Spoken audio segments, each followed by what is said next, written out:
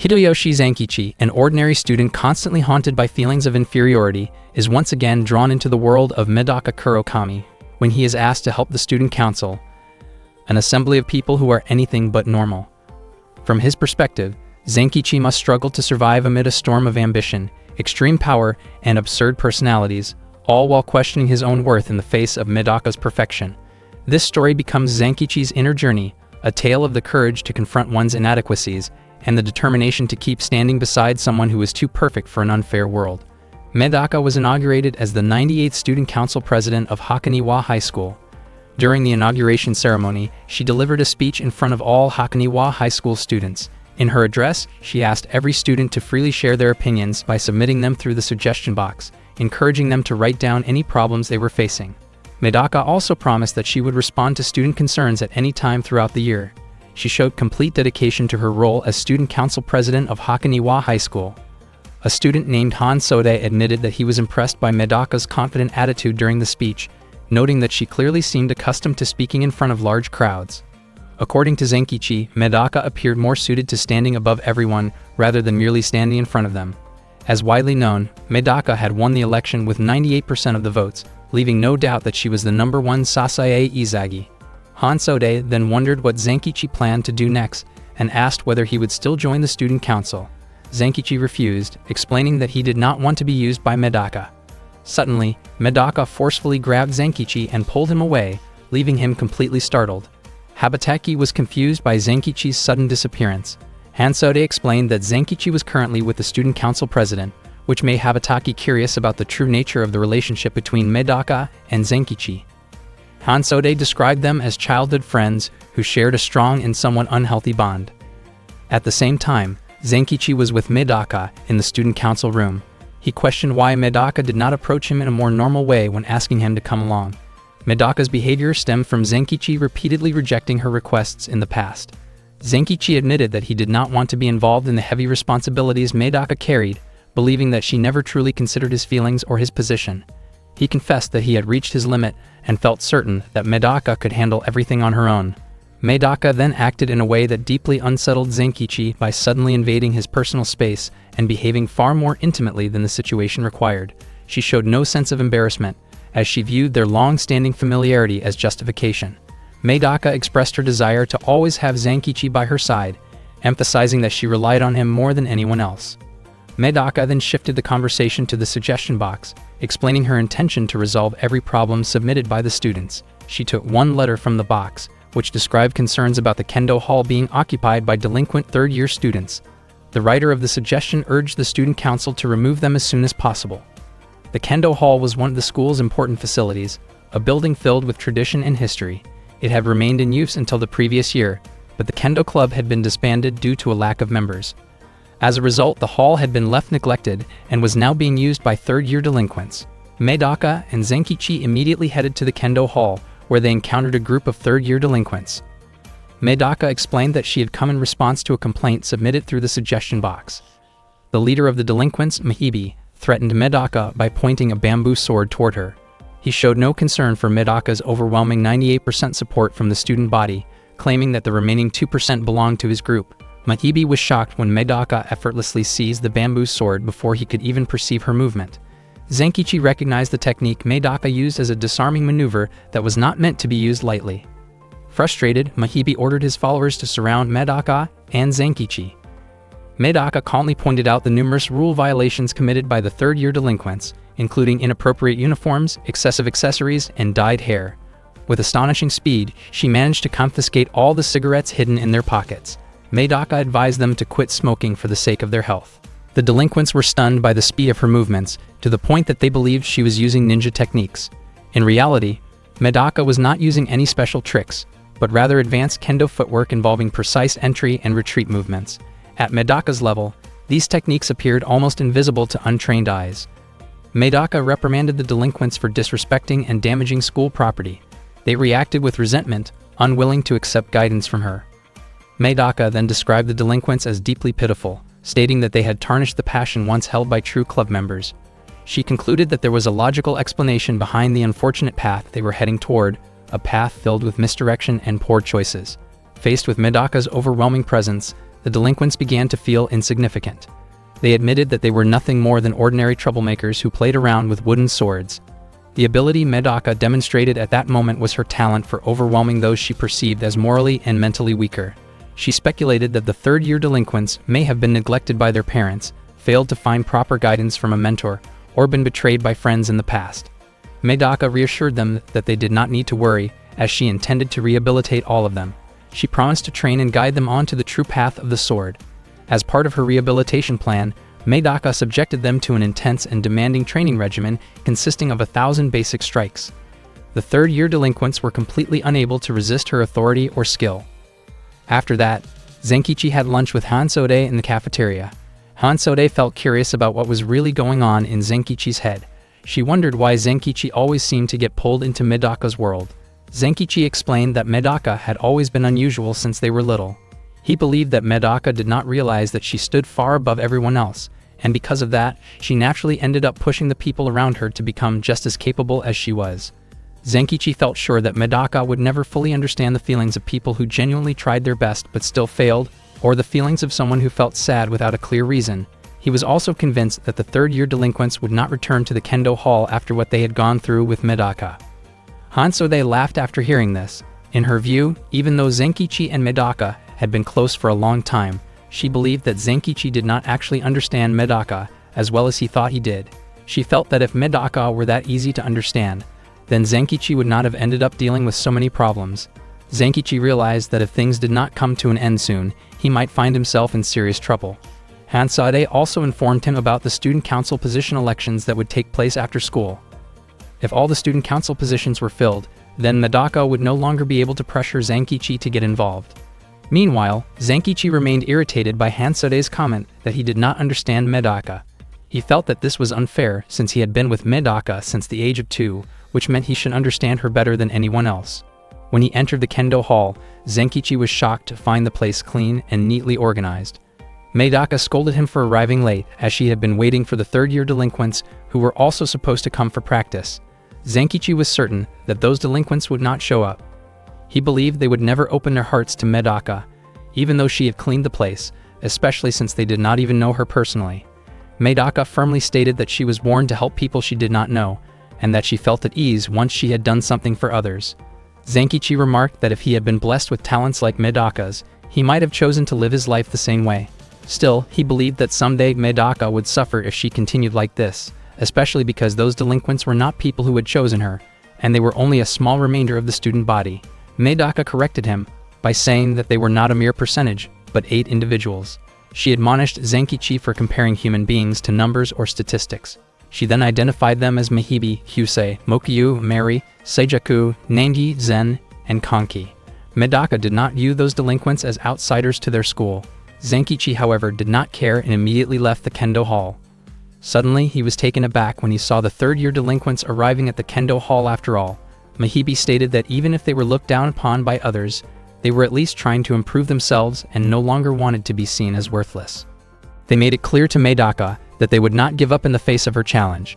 Medaka acknowledged that she had accepted challenges from others before, and she expressed her intention to begin 10,000 kendo sword swings together with the third-year delinquents. After school, Zenkichi kept thinking that it seemed impossible for Medaka to need him again, since she always stood at the very top among everyone else. Medaka's extraordinary abilities and the way she lived her life were beyond doubt. Whether people felt envy or admiration toward her, in the end, everyone wanted to become like Medaka. Zenkichi believed that Medaka would continue forward without hatred, no matter how many painful difficulties she faced. Not long after, Zenkichi was unexpectedly struck from behind, which caused him to lose consciousness for a moment.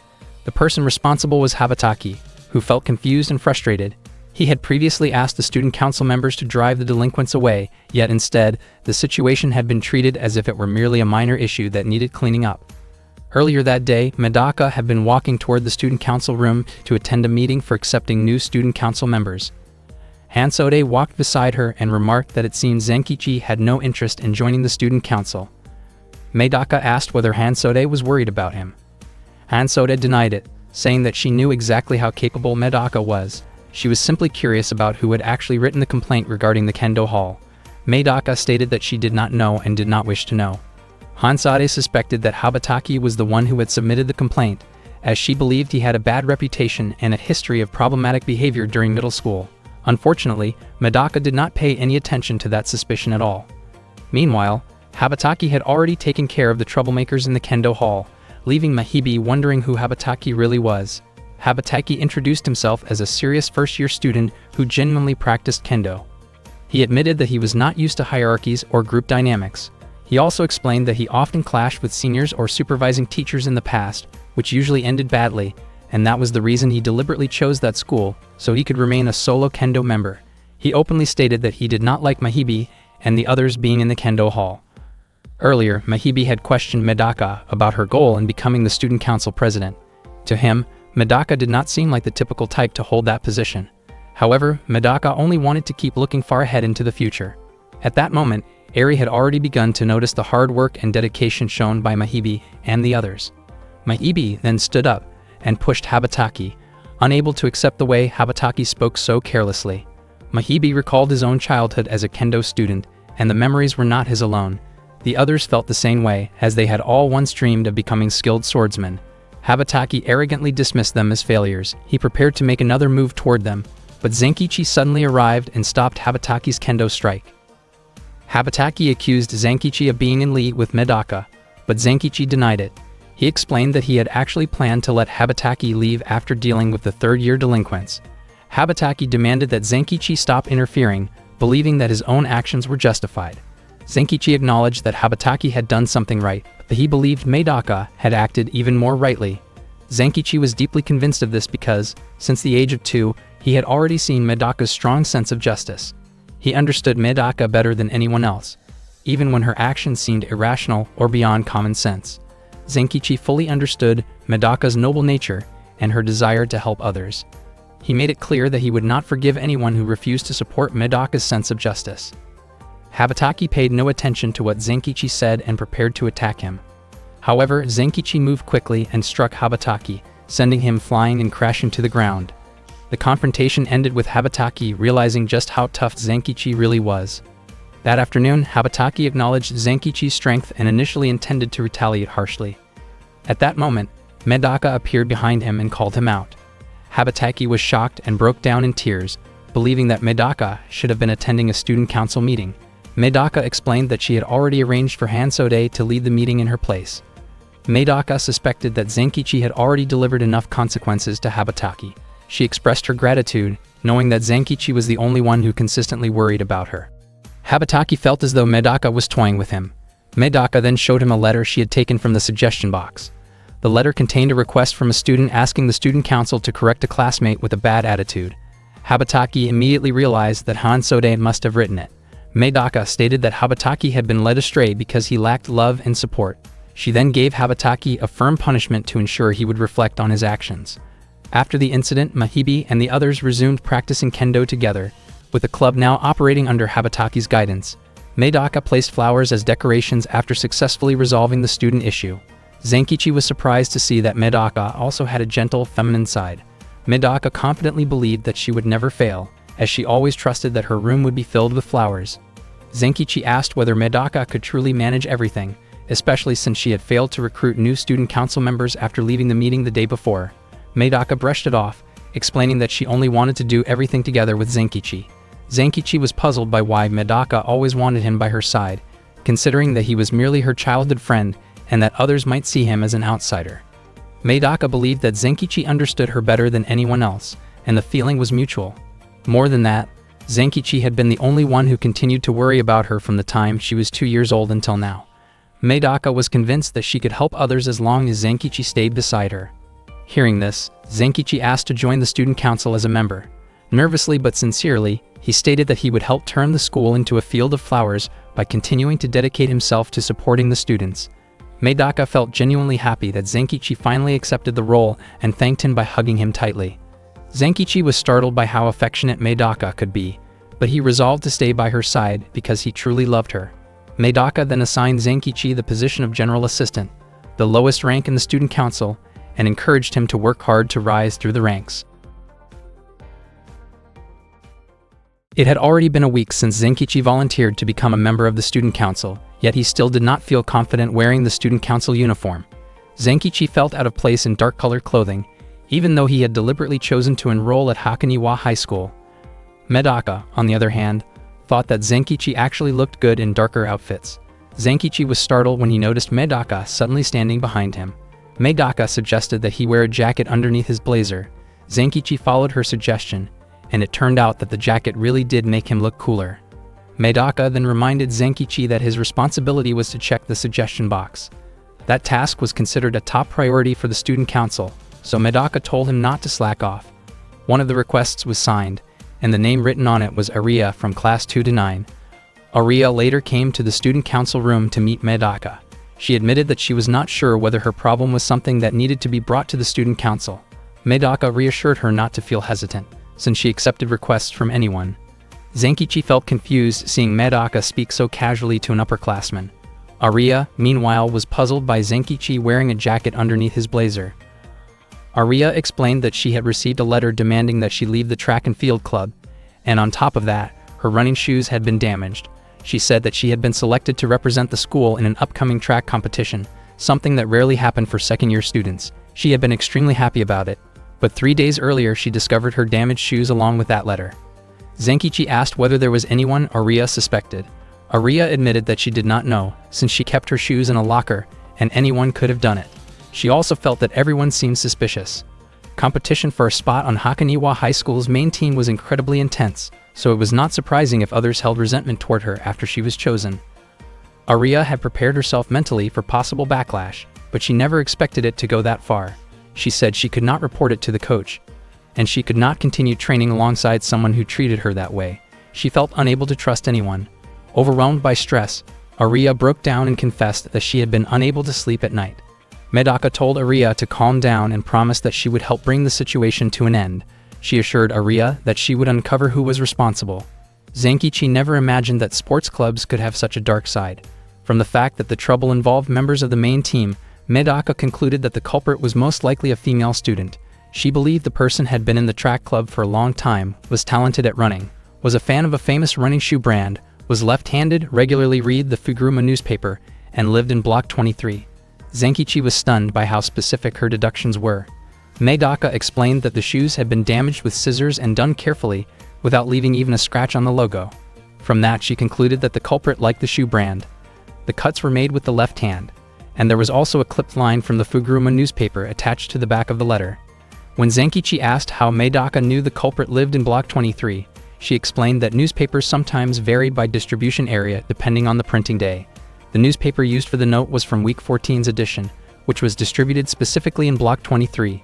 Zenkichi realized just how unsettling Medaka's deductive skills could be. Medaka deeply despised anyone who sabotaged another person's hard work, and she was clearly on the verge of anger, ready to take action herself. After that, Zenkichi told Hansode about everything, and the two of them decided to look for the culprit. Hansade revealed that she suspected Isagi, a third-year student and a member of the track club. Isagi specialized in running just like Aria, was left-handed, and wore the same brand of running shoes that had been damaged. Hansode also knew that Isagi's family had subscribed to the Fuguruma newspaper for 3 years and that Isagi lived in Block 23.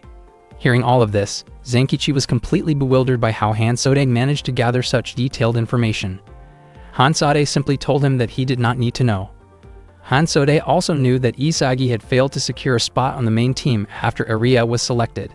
Zenkichi suspected that Isagi might have acted out because her pride as a senior had been hurt when she was replaced by a junior. Medaka believed that they should not label someone as a wrongdoer without solid evidence. Zenkichi admired Medaka's strong ideals, though he felt that collecting more evidence was unnecessary. At the same time, he knew they could not confront Isagi indirectly forever. Unexpectedly, Medaka went straight to Isagi and asked whether she was responsible for damaging the running shoes. Isagi was shocked and immediately ran away. Zenkichi hurried after her, but at that very moment, Hansode suddenly asked why he was wearing a jacket underneath his blazer. Meanwhile, Isagi felt panicked and kept running at full speed. She could not understand how Medaka had figured things out so quickly. To her surprise, Medaka began closing the distance. Isagi's face was filled with anxiety as she explained that she could run 100 meters in 12 seconds. Medaka calmly responded that her own average time for the same distance was 11 seconds. Isagi had no idea what to do and even climbed a fence to escape Medaka's pursuit. Isagi knew that Medaka was the new student council president at Hakoniwa High School, someone rumored to have corrected the behavior of delinquent members in the Kendo Club almost immediately after taking office. Isagi was terrified, convinced that if Medaka ever discovered the full truth, the consequences would be extremely severe for her. Medaka then leaped into the air to surpass Isagi's running speed, and before long, she landed directly in front of Isagi. Medaka once again asked whether Isagi was truly responsible. Isagi denied it, saying that she had not damaged Aria's shoes with scissors and had not written a letter telling Aria to leave. Without realizing it, Isagi ended up revealing everything herself. Suddenly, Isagi nearly lost her balance, and Medaka immediately caught her. Medaka apologized for interrupting Isagi's training and said she was sure Isagi practiced seriously every day, since her running speed had been impressive. Medaka admitted that she admired people who were willing to work hard. Isagi was still confused by Medaka's attitude and wondered if Medaka simply did not know how to accuse someone properly. Zenkichi explained that it was not that Medaka did not understand how to accuse others, but that she understood how to trust people instead. Isagi then wondered why Zenkichi was wearing a jacket underneath his school blazer. Zenkichi was surprised by the reaction, since he had hoped it would make him look cool. Zenkichi reflected that during middle school, his role had been to deal with problems that could not be resolved through normal means, but in high school, his duties were limited to managing the suggestion box. This time, he chose to do what Medaka asked and decided to trust that Isagi would not repeat her mistake. After that, Isagi quietly reflected on her own actions. Zenkichi could not understand why no one praised his stylish appearance. Aria suddenly appeared and startled him, then told him that his look was cool and unique. Aria explained that her shoes had disappeared from her locker, but in their place she had found an apology letter along with a new pair of running shoes. With the issue resolved, Zenkichi thought Medaka would finally be able to rest easy. Unexpectedly, Medaka was still concerned about the person who had taken Aria's damaged shoes. Zenkichi was shocked that even a genius like Medaka could sometimes overlook simple things. The suggestion box introduced by the new student council president at Hakoniwa High School soon became known as the Medaka box and quickly received positive responses. That day, Zenkichi found 3 requests inside. He realized just how many people at the school were dealing with problems, and this time the requests seemed stranger than usual. Zenkichi immediately went to Medaka and reported that the requests included a complaint from the basketball team about their club room, a proposal to create a new lunch menu, and a request to find a missing dog. Medaka was especially interested in the request about the dog. It seemed that the writer of the letter had been separated from their pet somewhere on campus during winter break. Medaka immediately assigned Zenkichi the task of finding the dog. She did not join him, since she could not handle being around animals. Zenkichi eventually asked Hansode to help. Hansode was surprised to learn that the seemingly perfect Medaka also had a weakness. Zenkichi explained that during grade school, Medaka had experienced something that left her uncomfortable with caring for animals, which was why Zenkichi would step in whenever she could not. Zenkichi was full of enthusiasm about finding the dog, but Hansode commented that his excitement looked unpleasant rather than admirable. Before long, they found the dog, although it looked quite intimidating. Its fur matched the picture shown in the letter. Zenkichi was confused, since the image had made it look like a cute dog separated from its owner, and he had imagined it belonging to a wealthy family or being some kind of protected animal. Hansode explained that the Borzoi was a respected breed, also known as the Russian Wolfhound. Zenkichi asked Hansode to help him approach the dog, but she refused, saying she preferred to watch from a safe distance. She even planned to take photos of Zenkichi's bravery. Soon, the dog barked after being disturbed from its sleep.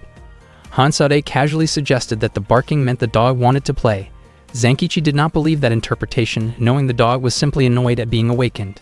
Hansode encouraged Zenkichi by saying this was his chance to show his courage in front of Medaka. Fired up, Zenkichi prepared to catch the dog. Hansode handed him a sausage. Zenkichi assumed it was meant to lure the dog, but Hansode jokingly suggested he place it on his stomach and pretend he was injured. Even Zenkichi could tell that following such advice would only make the situation worse, so he decided to rely on his own common sense instead. Zenkichi immediately ran toward the dog while holding a sausage. The dog opened its eyes and suddenly turned around, chasing after him. Zenkichi ran as fast as he could to save himself, but the dog managed to catch him. Meanwhile, Hansode was calmly recording the frightening incident instead of helping. After that, Zenkichi reported to Medaka that he and Hansode had managed to locate the target but failed to capture it. It turned out that after disappearing for 6 months, the puppy had grown into an extremely aggressive dog. Zenkichi admitted that he had already met the dog's owner, Urushi, from the 3rd year of high school, but explaining the situation to her was not easy. Zenkichi later learned that Borzoi in Russian refers to a clever breed that was originally used as a hunting dog. Only then did he realize why he had failed to catch it. He admitted that he would not give up just because he failed on the first attempt, and he planned to take further action together with Hansode. Medaka was confused about why Hansode had to be involved. According to Zenkichi, Hansode might not be happy about going along with him, but he believed she would cooperate if he pushed her a little. Zenkichi added that Hansode was someone he could rely on. Medaka had already completed 2 other requests and wanted to personally step in to deal with the dog. She could not accept the fact that Zenkichi had asked for help from someone else because of his own shortcomings. Medaka then put on a dog-themed outfit that was meant to help her blend in rather than stand out. Hansode wondered why Medaka was wearing something like that. Medaka's goal was to make the target see her as the same kind of creature, which she believed was the first step in dealing with animals. Hansode was surprised by this logic, while Zenkichi commented that Medaka could be foolish precisely because she was too smart. Medaka prepared to carry out her plan, but Zenkichi suggested that she step back and let him and Hansode handle the situation instead. Medaka became clearly upset after hearing that. She wanted to prove that she would no longer be held back by her past. Zenkichi was puzzled by Medaka's sudden burst of motivation. According to Hansode, Medaka seemed to be jealous after seeing Zenkichi acting closer to her. Hansode realized that Medaka was far more human than she had initially thought, showing clumsiness, jealousy, and even having trouble with animals. Zenkichi corrected Hansode's misunderstanding by explaining that Medaka did not dislike animals at all. In fact, she genuinely loved them. Just as he said, Medaka approached the dog and tried to hug it, but the dog looked terrified and hid behind Zenkichi instead. Hansode could not understand what was really happening. Zenkichi concluded that it was not that Medaka could not handle animals, but rather that animals could not handle Medaka. Back when Medaka was in the first year of grade school, she had once been assigned to take care of the school's animals. When she tried to feed the rabbits, none of them came out of their cages. The fish also refused to swim to the surface when she gave them food. Even during a visit to the zoo, not a single animal showed itself in front of her. That experience had stayed with her ever since. Animals do not understand personality in the way humans do, but they can sense presence and extraordinary intensity. According to Zenkichi, the reason the students accepted Medaka as the student council president had nothing to do with her power, abilities, or status, but everything to do with her personality. In the end, the student council successfully completed the task of returning the Borzoi to its owner. Medaka looked gloomy because, even after everything, she still could not make such an adorable dog like her. Seeing that, Zenkichi realized once again that Medaka was truly human, someone who genuinely liked animals and could feel deeply disappointed when things did not go the way she hoped. One day, Zenkichi was training in boxing at his high school. Everyone around him paid close attention to his movements as he practiced. The boxing coach warned Zenkichi to use proper boxing gloves so his hands would not get injured. The coach praised Zenkichi's technique, saying it was impressive, and expressed hope that he would officially join the boxing club. However, another student stepped in and explained that Zenkichi was a member of the student council. That student seemed regretful and commented that if Zenkichi had not stayed so closely connected to Medaka, his overall standing might have been much higher. Later that day, Zenkichi had lunch with Habataki and Hansode. He had already visited several martial arts sports clubs by then. Habataki was puzzled by how dedicated Zenkichi had become, especially since he believed Zenkichi did not actually like sports. Zenkichi explained that he simply created his own rule for himself so he could sweat up to 5 liters every day. Hearing that, Hansode casually remarked that she would have to eat 5 liters of ramen daily to keep up. Habataki then mentioned that there was a rumor going around that Zenkichi was considered a club destroyer. Zenkichi smiled and asked whether Habataki was worried about him, which Habataki immediately denied. Zenkichi found it strange that Habataki was having lunch with him as if they were close friends. Suddenly, a student named Hisu approached Zenkichi and asked him to come along, saying there was something important he needed to talk about. Meanwhile, Habataki commented that Hidemi seemed to be doing fine and wondered whether Zenkichi would also be alright. Hansode was confident that Zenkichi would be just fine and added that Zenkichi was the kind of friend who only showed up when she needed him. Habataki admitted that he himself was not exactly a good person, but he described Hansode as far worse. Hansode believed that Zenkichi would not have any trouble dealing with Hisu. Hisu was known as a former candidate for student council president. He had tried to gather votes through intimidation in the past, but Medaka ultimately defeated him. Habataki suspected that Hisu deeply resented Medaka, and Hansode felt that Hisu was probably planning something reckless. While looking through Zenkichi's notes, Hansoda noticed that he had not yet visited the judo club. At the same time, Hishu and Zenkichi were talking on the school rooftop. Hishu revealed that he wanted Zenkichi to help bring Medaka down. He was trying to gather supporters and attempted to persuade Zenkichi to join him. Zenkichi responded that Hishu had approached the wrong person. Hishu denied this, arguing that Zenkichi's position in the student council was nothing more than a general assistant, and that, in reality, Zenkichi was merely serving Medaka without recognition. Hishu also mentioned that he had heard about Zenkichi's recent behavior and believed it was nothing more than a way for him to release stress. He insisted that Zenkichi must be exhausted from following Medaka's requests every single day without receiving anything in return. Hishu claimed that Medaka had won the election through sheer force of personality, and therefore he believed it was justified to challenge her through similar means. Zenkichi countered by pointing out that Hishu's actions had frightened the students who were supposed to vote freely. Hishu then told Zenkichi to stop acting overly righteous, insisting that he was actually trying to help him. He said he did not want a hardworking young man like Zenkichi to be taken advantage of by Medaka and believed there had to be something more meaningful that Zenkichi could be doing. Zenkichi did not understand what else Hishu was referring to. Hishu explained that there would be a meeting after school and claimed it would be Zenkichi's last chance to switch sides. He was confident that Medaka would not care even if Zenkichi betrayed her. After saying this, Hishu left him alone. Zenkichi let out a deep sigh and lay back, feeling certain that all of this would become extremely troublesome. Suddenly, Medaka appeared nearby and commented that it would not be troublesome at all, but rather enjoyable. Zenkichi was startled and wondered how long Medaka had been there. It turned out that she had been present for quite some time. Zenkichi pointed out that there were people who truly disliked Medaka. Medaka did not see this as a problem, explaining that her purpose in life was not to be loved by others, but instead to love them herself. She believed that this was not something Zenkichi needed to worry about and that she would handle it on her own, as it was the responsibility of someone in power to deal with opposition. Zenkichi was genuinely surprised to learn that Medaka even cared about her enemies. While receiving 98% of the votes sounded impressive, it also meant that 2% of the students had rejected her. The election itself proved that there were indeed people who stood firmly against Medaka. Meanwhile, Hishu was secretly planning a rebellion with his friends. They prepared makeshift tools from wood and nails, but Hishu felt their supplies were still not enough. He repeatedly struck the wooden pieces against a table to sharpen the nail tips, showing how serious he was about the plan. One of his friends warned him that his actions were going too far. Even if Medaka was often described as overwhelming, she was still a girl and a fellow student. Hishu lashed out at them instead, insisting that Medaka was not some small monster but more like an unstoppable force.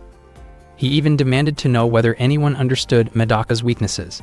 They had heard rumors that she was weak against animals, but that idea quickly fell apart because Medaka was known to keep a dog. Hishu angrily blamed his friends for his failure in the student council president election, saying they were the reason he had not been chosen. Not long after that, Zenkichi suddenly appeared. Hishu welcomed him with excitement, but Zenkichi immediately knocked away all of their prepared tools, sending them flying and embedding harmlessly above them. Hishu was stunned by Zenkichi's actions. Zenkichi calmly explained that even if Hishu and the others carried out their plan, they would never be able to hurt Medaka. Zenkichi refused to stand by and do nothing. He understood that Medaka was capable of handling almost anything on her own, but he personally could not ignore the situation. He agreed with Hishu on one point, that there was something he himself could do, and he chose to become someone who could protect Medaka. Enraged, Hishu tried to strike Zenkichi with a wooden piece, but Zenkichi dodged instantly. Before Hishu could act again, Zenkichi knocked him aside, leaving him unable to continue. Hishu's friends became frightened, and Zenkichi instructed them to spread a rumor that Medaka, the student council president, had a guard dog by her side. That way, the student council members would start moving for their own personal reasons rather than through open conflict.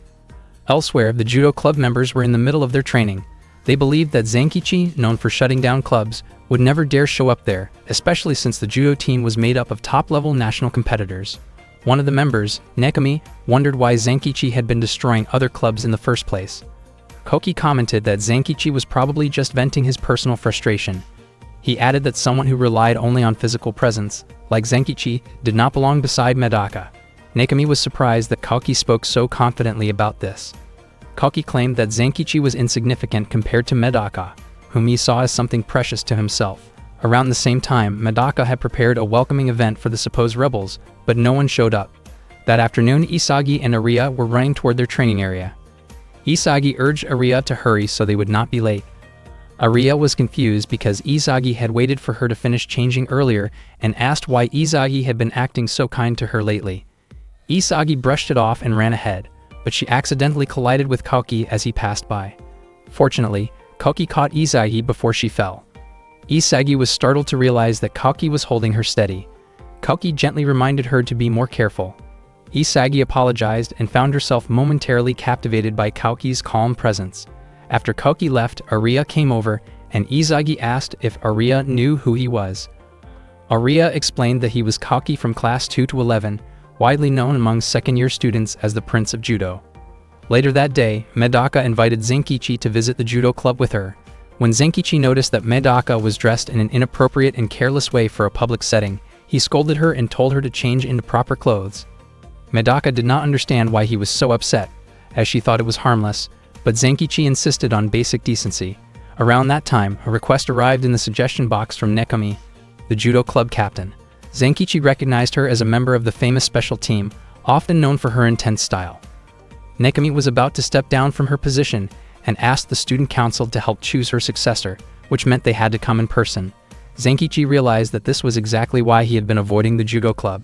When they arrived, Nekami greeted them enthusiastically and formally introduced herself as the judo captain. Medaka immediately said that she would help. Nekami admitted that she was struggling to find a suitable replacement. Zenkichi sensed that something about Nekami felt unusual. Suddenly, Nekami mentioned that someone wanted to greet Medaka and then called Koki over. Koki approached Medaka with great respect and courtesy, but Medaka quickly told him that such formality was unnecessary and did not suit him. Koki explained that he felt no embarrassment and simply wanted to express his gratitude to her. Medaka gently corrected his posture and encouraged him to stand confidently. She then explained that she had come to the judo club as part of her duties as student council president, specifically to help select a new leader for the club. Medaka then suggested that Koki spend some time talking with Zenkichi, sensing that there was something the two of them needed to discuss privately. Koki immediately approached Zenkichi, and it was obvious that the two of them deeply disliked each other. Koki scolded Zenkichi, blaming him for being the reason Medaka did not receive a perfect 100% of the votes. Zenkichi felt certain that all of Koki's fans would be heartbroken if they ever found out that their beloved judo prince had mocked someone from a lower grade. Koki firmly stated that both his body and soul belonged only to Medaka, so he was willing to accept insults and even be seen as a dangerous presence for her sake. Since their middle school days, Koki had always liked Medaka and despised Zenkichi. Medaka had already gained many admirers back then, although none were as devoted as Koki. At that time, Medaka announced that she would test the judo skills of every club member, asking them to step forward and challenge her directly. Everyone was stunned by her declaration. Nekami laughed and remarked that Medaka seemed to be underestimating the long history of their judo club. Koki asked Nekami not to blame Medaka, believing that only he and Nekami were capable of standing up to her. Betsue, the vice captain of the judo club, then volunteered to face Medaka, claiming that he was the most suitable person to step in. Betsue moved forward with the intention of restraining Medaka in close combat, but she reacted instantly and threw him to the mat. He was defeated in a single move. Medaka confidently stated that she would defeat everyone present. Koki finally realized just how incredible she truly was, noting that Medaka had continued to shine brighter since their middle school days. Nekami then asked for Zenkichi's opinion about Medaka. Zenkichi explained that since their second year, Medaka's abilities had already been on a monster-like level, so what had just happened was not surprising to him at all. Nekami laughed again and said she felt the same way.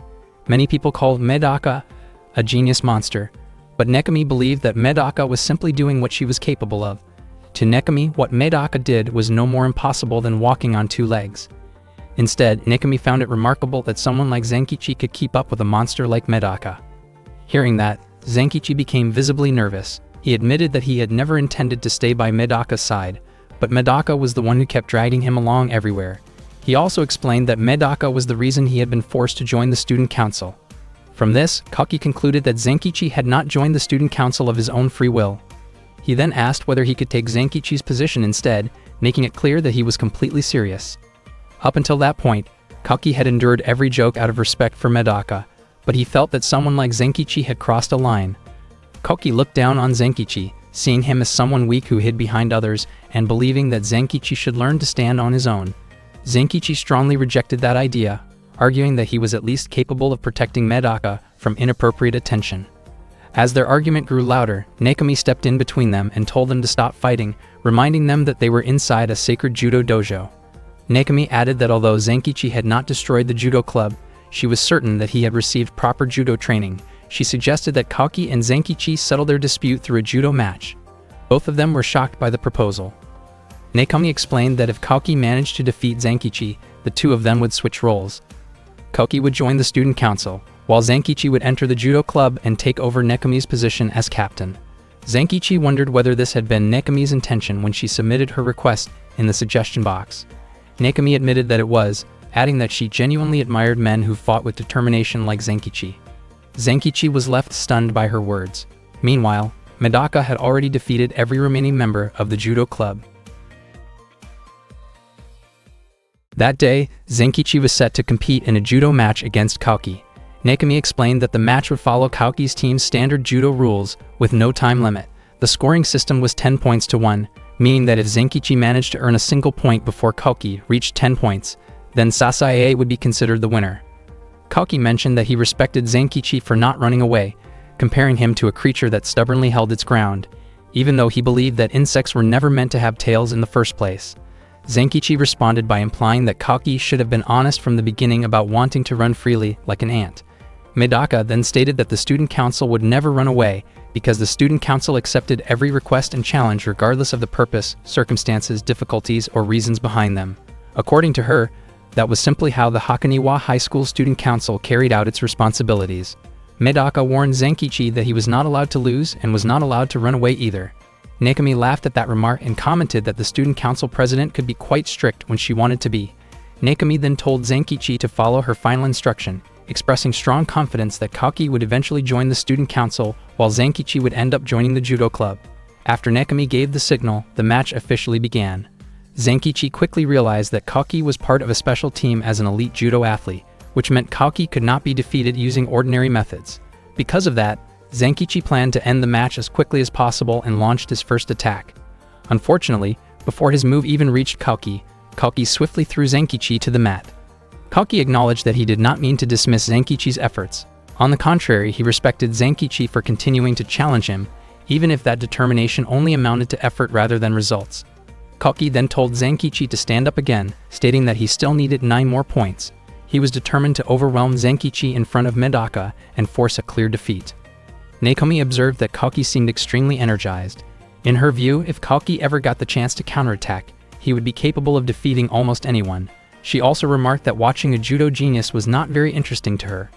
At that moment, Kaoki once again threw Zenkichi to the ground. Medaka commented that it seemed Nakomi truly disliked prodigies. Nakomi admitted this openly, stating that she disliked both Kaoki and Medaka because the kind of judo she valued prioritized hard work over natural talent. Medaka realized that this way of thinking reflected a very different perspective. Nakomi went on to say that talented people should stay among themselves, while ordinary people should remain together as well. She explained that she did not need Kaoki in the judo club and was willing to let Medaka have him instead, as long as she could take Zenkichi in return. During this exchange, Zenkichi was thrown to the ground repeatedly by Kaoki. Medaka noted that the label of genius no longer seemed meaningful. By that point, Kaoki had already earned 7 points. Members of the judo club commented that Kaoki was fighting seriously, without relying on chance or luck like in some other martial arts. They believed that a beginner could not realistically challenge or face Kaoki head-on. Nakomi then recalled how she had once defeated prodigies by using clever and unconventional strategies. She accepted the possibility of Zenkichi losing that match and believed that if he trained with her for 6 months, he would be able to defeat Kaoki. In judo matches, it was extremely difficult for beginners to avoid breaking the rules, yet even as a novice, Zenkichi continued to fight with everything he had. Meanwhile, Kaoki acknowledged that Zenkichi possessed remarkable courage. He genuinely respected Zenkichi's persistence, especially since most of Kaoki's opponents were unable to stand after enduring 9 of his attacks. Kaoki thought that someone like Zenkichi might still change and grow over time. He then prepared a final decisive move to remove Zenkichi as an obstacle standing beside Medaka. Zenkichi felt that he truly could not match Kaoki's strength, and he had no idea how he could possibly win. He thought that Medaka should never have dragged him into a battle he could not overcome. Still, he did not resent her, even if she cared more about her duties in the student council than about him. Zenkichi had already accepted the possibility that Kaoki might replace him. Suddenly, Medaka declared that she would never, under any circumstances, tell Zenkichi to lose. she desperately urged him to win, explaining that she did not know what she would do if he was no longer by her side. She believed she would end up in trouble and unable to hold back her emotions. Hearing this, Zankichi felt a surge of motivation because he could not bear the thought of Medaka being upset. With renewed determination, Zankichi pushed both of Kaoki's legs, causing him to fall. The spectators were stunned, wondering how Zankichi had managed to perform a double leg takedown. Not long after that, Zankichi collapsed himself due to exhaustion. Despite this, Kaoki acknowledged his defeat at Zankichi's hands. Zankichi smiled when he heard those words. Nakomi still found it hard to believe that Zankichi had managed to defeat Kaoki. She had used that same technique many times before, yet Zankichi's execution had been especially impressive. Medaka stated that there was nothing particularly impressive or disappointing about it, and that there were no geniuses or ordinary people in that moment. In her view, all that existed was people doing their best to survive. She added that this meant there was no real difference between Nakomi and herself. After the match ended, Kaoki supported Zankichi's body and helped him stand. The next day, Zankichi explained what had happened to Hansode. Hansode said that Zankichi had gone through something extremely heavy and that he should have asked her for help. She then asked about the candidate to replace the judo club captain. Betsue had been appointed as the new judo captain because he was considered brave enough to challenge Medaka. Nakomi stopped trying to recruit Zankichi, and the other related cases were also resolved. According to Hansode, it would be best if Zankichi simply hoped that Nakomi would give up on recruiting him altogether. Hansode then asked about Kaoki, but Zankichi said that Kaoki did not know anything because the matter had nothing to do with him. When Zankichi entered the student council room, he was shocked to see Kaoki inside, dressed in an unusual way that immediately caught his attention. Zankichi was confused about what Kaoki was doing there. Kaoki admitted that he had stopped pursuing Zankichi, but he could not completely cut ties with Medaka. On top of that, Nakomi had already dismissed him because she did not intend to keep someone she believed to be stronger than the new judo captain. Kaoki admitted that he had never thought of himself as a genius. At first, he had stood out, but reaching that point had required hard work and strong determination. Nakomi asked whether Kaoki was finally admitting that the idea of a natural-born genius did not really exist, and she encouraged him to use his effort and resolve to chase the girl he admired. Nakomi had also discussed the matter with Medaka, and Kaoki was now free to join the student council or any club he wanted. Kaoki felt that he had failed to keep his promise to Zankichi. Nakomi told him that if he truly did not see himself as a genius, then he needed to decide whether he would honor that promise or follow his feelings. Kaoki ended up in tears. Before leaving, Nakomi asked him to pass a message to Zankichi, saying that she would not give up so easily. Shortly after that, Kaoki announced that starting that day, he would be joining the student council as its secretary. Zankichi was genuinely irritated when he heard this. From that day on, the Hakoniwa High School Student Council officially had 3 members. That same day, Zankichi was watering the flowers in the student council room. The number of flower pots had increased so much that some of them clearly needed to be moved outside. Zankichi never expected that simply carrying out student council duties would result in the room being filled with flowers.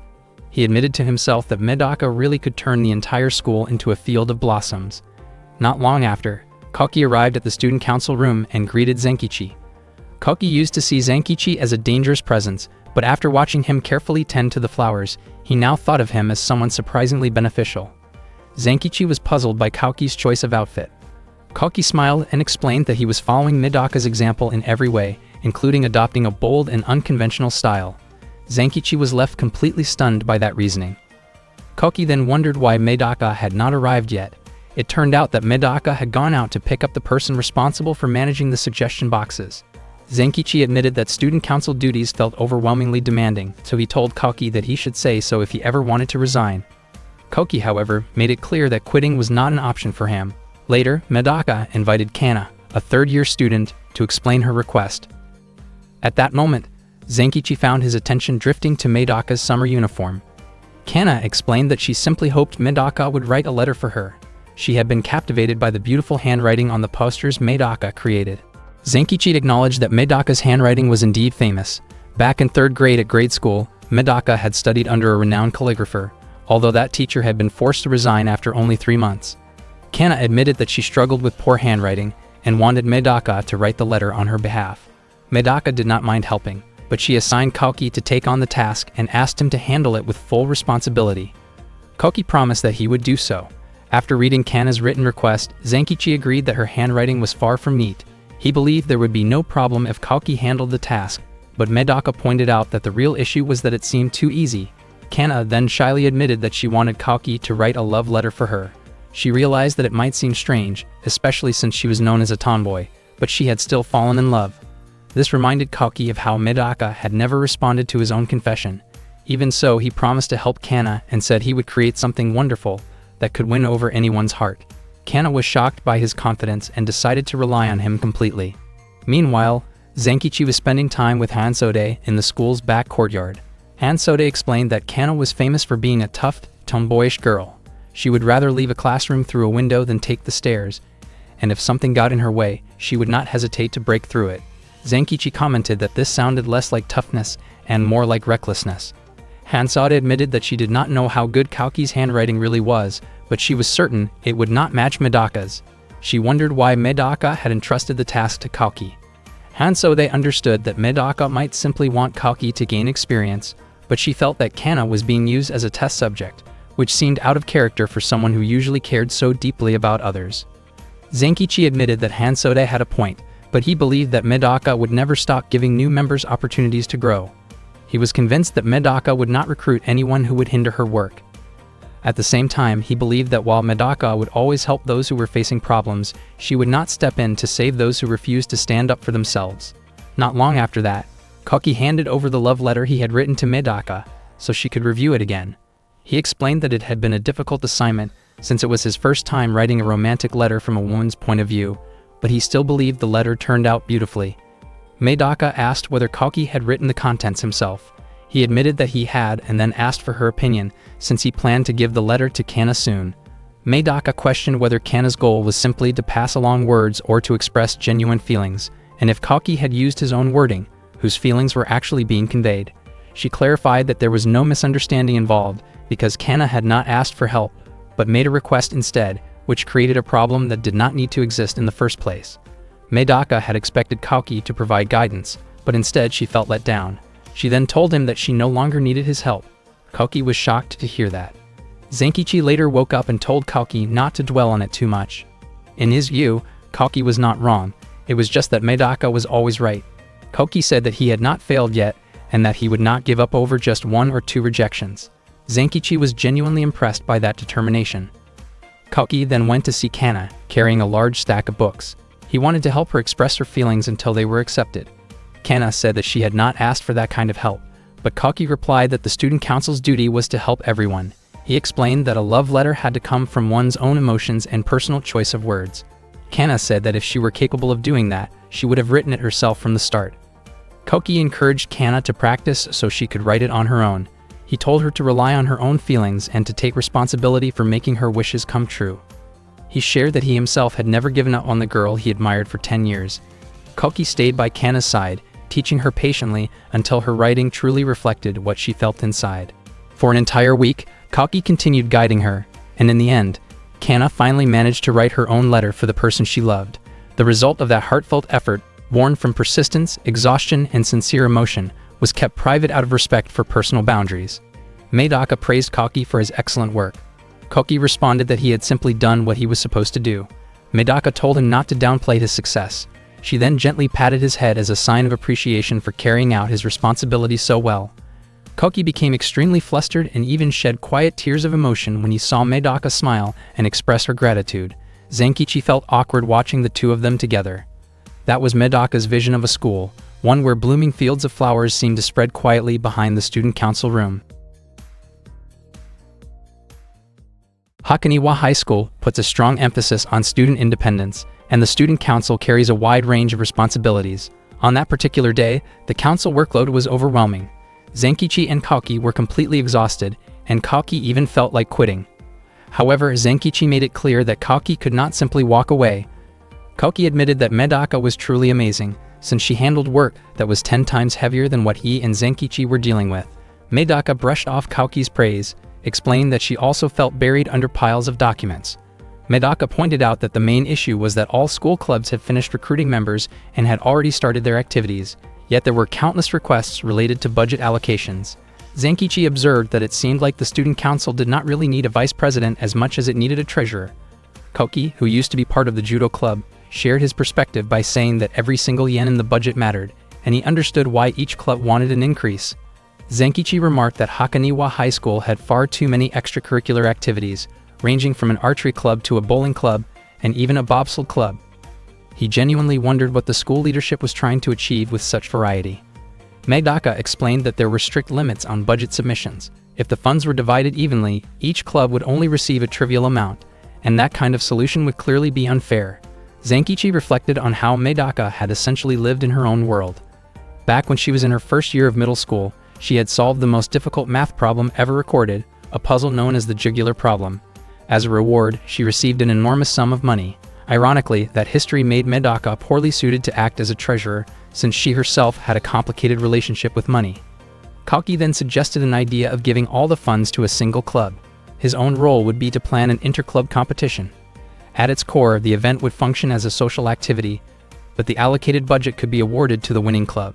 Zenkichi realized that Kalki was sharper than he had expected. Medaka agreed that the idea had merit, but she felt that something like a simple running competition would be too limited. If taken seriously, it would heavily favor the track and field club. Shortly after, Zenkichi discovered something promising. A letter had been submitted to the suggestion box, explaining that the 55-meter swimming pool was rarely used and requesting an event, so the facility could finally serve a purpose. That afternoon, Zenkichi informed Hansode that the student council would be hosting an inter-club water arts contest. The event would take place at the new swimming pool and was scheduled for Sunday. The club that won the contest would receive additional budget funds. Hansode pointed out that this seemed to benefit the swimming club the most, but Zenkichi reassured her that the student council had already taken that concern into account. The planned activities did not include swimming races. Instead, they featured games like bread-eating challenges and water basketball. Hansode argued that holding competitions in water was still unfair, because Hakoniwa High School's swimming club had 3 so-called flying fish who were extremely enthusiastic about money. Zenkichi did not understand what Hansode meant by that at all. Hansode insisted that he ask properly if he wanted an explanation, and Zenkichi complied by humbling himself before her. Hansode then explained that the 3 fish were special members who were truly exceptional. They were completely driven by profit, and would only participate in competitions that offered cash prizes. They even provided services to other schools as long as the price was right. They had no hesitation about organizing their own events and often included betting as part of them. Hansode warned Zenkichi to be cautious, since even though Medaka might be extraordinary, there was still a chance she could lose. Meanwhile, the 3 individuals known as the Flying Fish were discussing the upcoming water arts contest. They dismissed the event as foolish, yet recognized that it could work in their favor. Because prize money was involved, they decided they had no reason to skip it. They were genuinely excited to participate, as they were willing to do almost anything for money. The trio consisted of Yumimishi, the swimming club president, Satsu, the vice president, and Mokana. All 3 were deeply obsessed with earning as much money as possible. On the day of the water contest, contestants from many different clubs had already gathered and prepared themselves. Zenkichi admitted that the event had clearly become a major attraction. All 15 clubs that had requested budget increases were present. Kalki was surprised by how many clubs joined the water arts contest, especially given how short the announcement period had been. It seemed that every club was struggling with financial issues. Familiar faces appeared from the Kendo Club, the Track and Field Club, and even Nekami from the Judo Club. Zenkichi wondered where the swimming club members Hansode had described were. He was momentarily stunned when he saw Medaka wearing a swimsuit.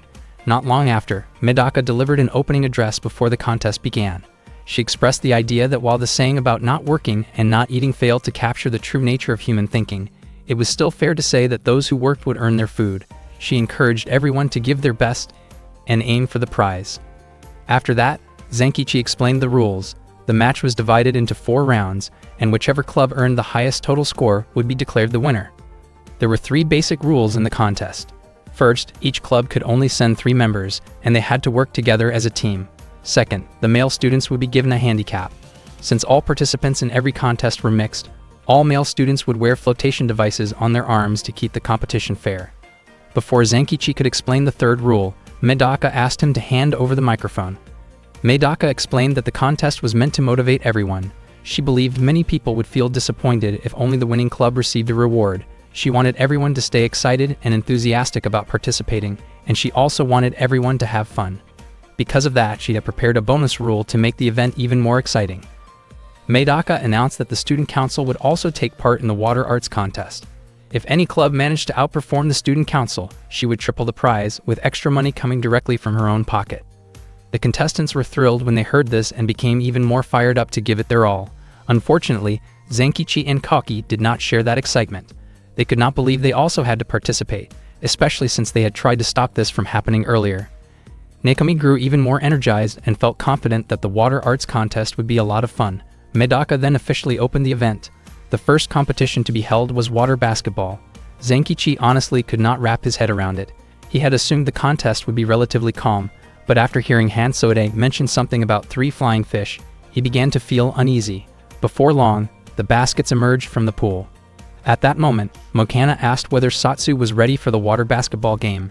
Satsu felt confident that he could handle it. Even though Medaka was often known as a monster on the level of a T-Rex, the 3 members of the swimming club moved through the water like sharks. Yumichi agreed and reminded everyone that their goal was absolute victory, guided by their motto of winning and losing for the sake of prize money. 16 baskets had been prepared inside the pool, making this the first competition of its kind at Hakoniwa High School. The commentators were the head of the broadcasting club, Thonzaku, along with Hansode. Before the match began, Thonzaku explained the rules. There were a total of 24 balls, with 12 assigned to each team, placed at the bottom of the pool. Each team had to throw as many balls as possible into the baskets before the time limit ran out. Every successful shot counted as 1 point. Thonzaku and Hansode encouraged everyone to compete with full energy. During the commentary, Thonzaku wondered whether Hansode was truly close to Zenkichi. Hansode admitted that her relationship with Zenkichi went back a long time and was very close, and she even said that Thonzaku could ask anything about him. Thonzaku then asked her to share the story behind her connection with Zenkichi. Feeling shy, Hansode explained that she and Zenkichi had attended different middle schools and first met in April, when Zenkichi picked up an eraser she had intentionally dropped. Meanwhile, Zenkichi could not understand why Hansode was talking about something so trivial during the match. Not long after, Nekami laughed and suggested that Zenkichi should have made a different rule. In her view, the flotation devices on the arms would only slow people down when diving to grab items from the bottom of the pool.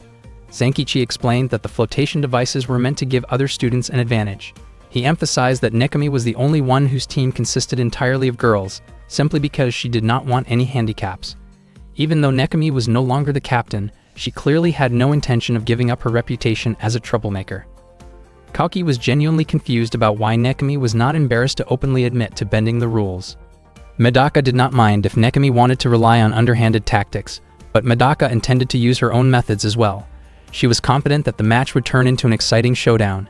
Nekami smiled and accepted Medaka's handshake. The prize the contestants were competing for was an increase in the winning club's budget. Meanwhile, Thonzaku asked for Hansode's thoughts on how the basketball match would unfold. Hansode believed that none of them had played this game since grade school, and that the basketball club might have an advantage. Whether on land or in water, the core objective of basketball was still to throw the ball into the basket to score points, which was something the basketball club practiced regularly. Thonzaku admitted that Hansode's reasoning made sense. According to Hansode, the techniques used in water basketball were slightly different, but most people were not aware of those differences. Not long after that, Thonzaku gave the signal to start the basketball match. All the contestants immediately jumped into the pool. The male students struggled to dive because flotation devices were strapped to their arms. At the same time, the female students also had trouble. Even without floaties, the pool was so deep that they could not touch the bottom with their feet, and the balls were out of reach. Once soaked, the balls became heavy, making accurate throws difficult. Sounds of panic echoed loudly from the pool, yet Hansode seemed to enjoy hearing the contestants under that kind of pressure. Meanwhile, Nekami managed to grab one ball from the bottom of the pool. Her teammates called out to her, admitting how hard it was to retrieve the balls, especially since any missed throw caused the ball to sink straight back down. Nekami's expression showed no sign of panic at all, even though she quietly admitted to herself that the match was far more difficult than she had expected. She was surprised to see Zenkichi and Kaki relaxing at the edge of the pool instead of joining in. She questioned why they were not getting into the water right away. Zenkichi and Kaki explained that if they entered the pool, they would only get in Medaka's way. That answer shocked Nekami, and she immediately looked around for Medaka. She wondered where Medaka had gone, but Zenkichi did not seem concerned about her whereabouts. He reflected that relying on tricks or shortcuts might be Nekami's approach, but Medaka was different. Medaka believed in fairness, skill, and doing things her own way, no matter the place or the situation. At that moment, Medaka was carrying 20 balls at once from the bottom of the pool, holding them tightly as she swam upward. Soon she surfaced and threw all 20 balls into the basket at the same time. Every single one went in, and the student council team earned 20 points in a single throw. Danzaku was stunned and never expected Medaka to use such an extreme strategy. Hansode, however, believed that Medaka's method was actually the most correct one. She had explained earlier that underwater basketball required a slightly different technique, and throwing multiple balls together could be more effective. A larger mass made aiming easier, with gravity helping guide the throw. Since the balls were thrown upward at the same time, they would not scatter apart. Hansode also praised Medaka's incredible lung capacity, as she had stayed underwater long enough to collect all 20 balls. Inspired by this, the other contestants quickly began using the same method, growing more enthusiastic as they raced to score points. Before long, the match time ran out and many clubs ended up with tied scores. Zenkichi felt indebted to Hansode for sharing the technique, since other clubs were also able to earn 20 points. He believed that if the organizers alone had the highest score, people would naturally question the fairness of the results. Medaka, however, did not see it as owing Hansode anything, especially since the student council did not take first place in the end. The swimming club claimed the top position, and no one noticed that they had reached 20 points even faster than Medaka. The swimming club was represented by 3 students nicknamed the Flying Fish, whom Hansode had mentioned earlier. Medaka approached them, feeling puzzled. She reflected on how long she herself had held her breath while diving, and she realized that they must have used a technique of releasing air beforehand to sink more quickly. She noted that this approach was extremely risky and left no room for mistakes, which could lead to serious consequences. Medaka could not help but wonder why they would push themselves that far. It became clear that the team was entirely focused on the prize money, smiling for every yen they earned and showing little concern for anything beyond their goal. The Hakaniwa High School Student Council places a very strong emphasis on achievement and actively launches various special programs to attract outstanding students from different regions. All students from grade 10 and above are considered part of the special program. The school provides them with a wide range of facilities to ensure they can enjoy a comfortable school life. However, the special teams are filled with students who have unusual personalities, especially when unexpected events occur, such as the actions of the 3 so-called flying fish from the swimming club. The water arts competition continued, with the second event being a 3-legged water race. Danzaku immediately explained the rules. Each pair of participants had to tie one of their legs together and move forward, and the team that reached the finish line first would receive 15 points. The second team would earn 14 points, and the points would decrease accordingly. Hansode considered the contest both ridiculous and impressive at the same time. According to her, the track club might have an advantage, but the swimming club and the student council would also show their capabilities. At that moment, Nekami wondered why Medaka was not participating in the second contest. Medaka explained that if she joined every competition, it would no longer feel like a true interclub event. Nekami laughed and said that Medaka should give others a chance to shine. Nekami also mentioned that Medaka seemed to have already drawn the attention of the 3 members of the swimming club, who were known for being extremely difficult opponents because they were willing to push themselves very hard for financial rewards. Medaka then asked whether Nekami knew anything about the 3 swimmers. Nekami explained that Umiumichi was in the same class as her. While most members of the special teams were considered eccentric, Umiumichi blended into the classroom more naturally. Nekami believed that Umiumichi was a different kind of genius when compared to Medaka and Kaoki. He excelled in butterfly stroke, backstroke, sprinting, long-distance running, and medley events. Nekami described him as a true all-rounder. Suddenly, Mohana appeared and said that she did not really need others to understand her group, but she could explain what she and her teammates wanted. Their goal turned out to be creating a pool filled with money. It had been the shared dream of the 3 of them to swim in a pool full of money every single day. Meanwhile, Kaoki told Zenkichi that it would not be appropriate for the student council, as the event organizer, to dominate the competition, but that did not mean they should hold back. Zenkichi understood and felt motivated to give his best effort. He planned to match Kaoki's running speed as closely as possible. Kaoki admitted that he felt lucky to have such a reliable partner. When the starting signal was given, Zenkichi and Kaoki immediately sprinted forward. However, their steps were not well synchronized, and they ended up arguing while continuing to run. Hansode laughed as she watched their behavior. Danzaku described the scene as awkward and unfortunate. Even so, Zenkichi and Kaoki ran at an incredible speed, making Isagi and Ariya, as members of the track club, feel slightly embarrassed. Meanwhile, Umiumichi and Satsu remained calm in last place, which made Danzaku feel confused. Hansode laughed and praised Umiumichi for being able to stay in sync with Satsu's movements for over 20 meters. At that moment, Umiumichi and Satsu briefly stopped and prepared to do something unexpected. To everyone's surprise, they began swimming together despite having their legs tied. Their movements were perfectly coordinated as they submerged and resurfaced for air. Danzaku was shocked to see the swimming club performing such a daring yet controlled maneuver. The two swimmers moved swiftly and smoothly, passing their opponents one by one. For their final move, they leaped into the air like flying fish before finally reaching the finish line. They secured first place, followed by the track club in second place, and the student council in third. Zenkichi and Koki were still in disbelief that Yumimichi and Satsu had swum with their legs tied, knowing how risky it could be. Zenkichi genuinely wondered whether Yumimichi and Satsu ever thought about their own safety during the race. The third contest involved catching eels, with only one participant from each club allowed to compete. Nakami managed to catch 9 eels, and Mokana from the swimming club also caught 9. Meanwhile, Medaka, the student council president, did not score any points because the eels in front of her scattered before she could catch them. By the end of the third contest, the swimming club held first place, followed by the track club in second, while the student council fell to 8th place. Koki and Zenkichi had no idea what kind of contest would be held in the final round. The final event was intentionally not decided by the student council to ensure fairness. Koki mentioned that the last contest would be chosen by Danzaku. Zenkichi felt that this decision actually made things less fair, since it allowed the swimming club to participate in a water-based event.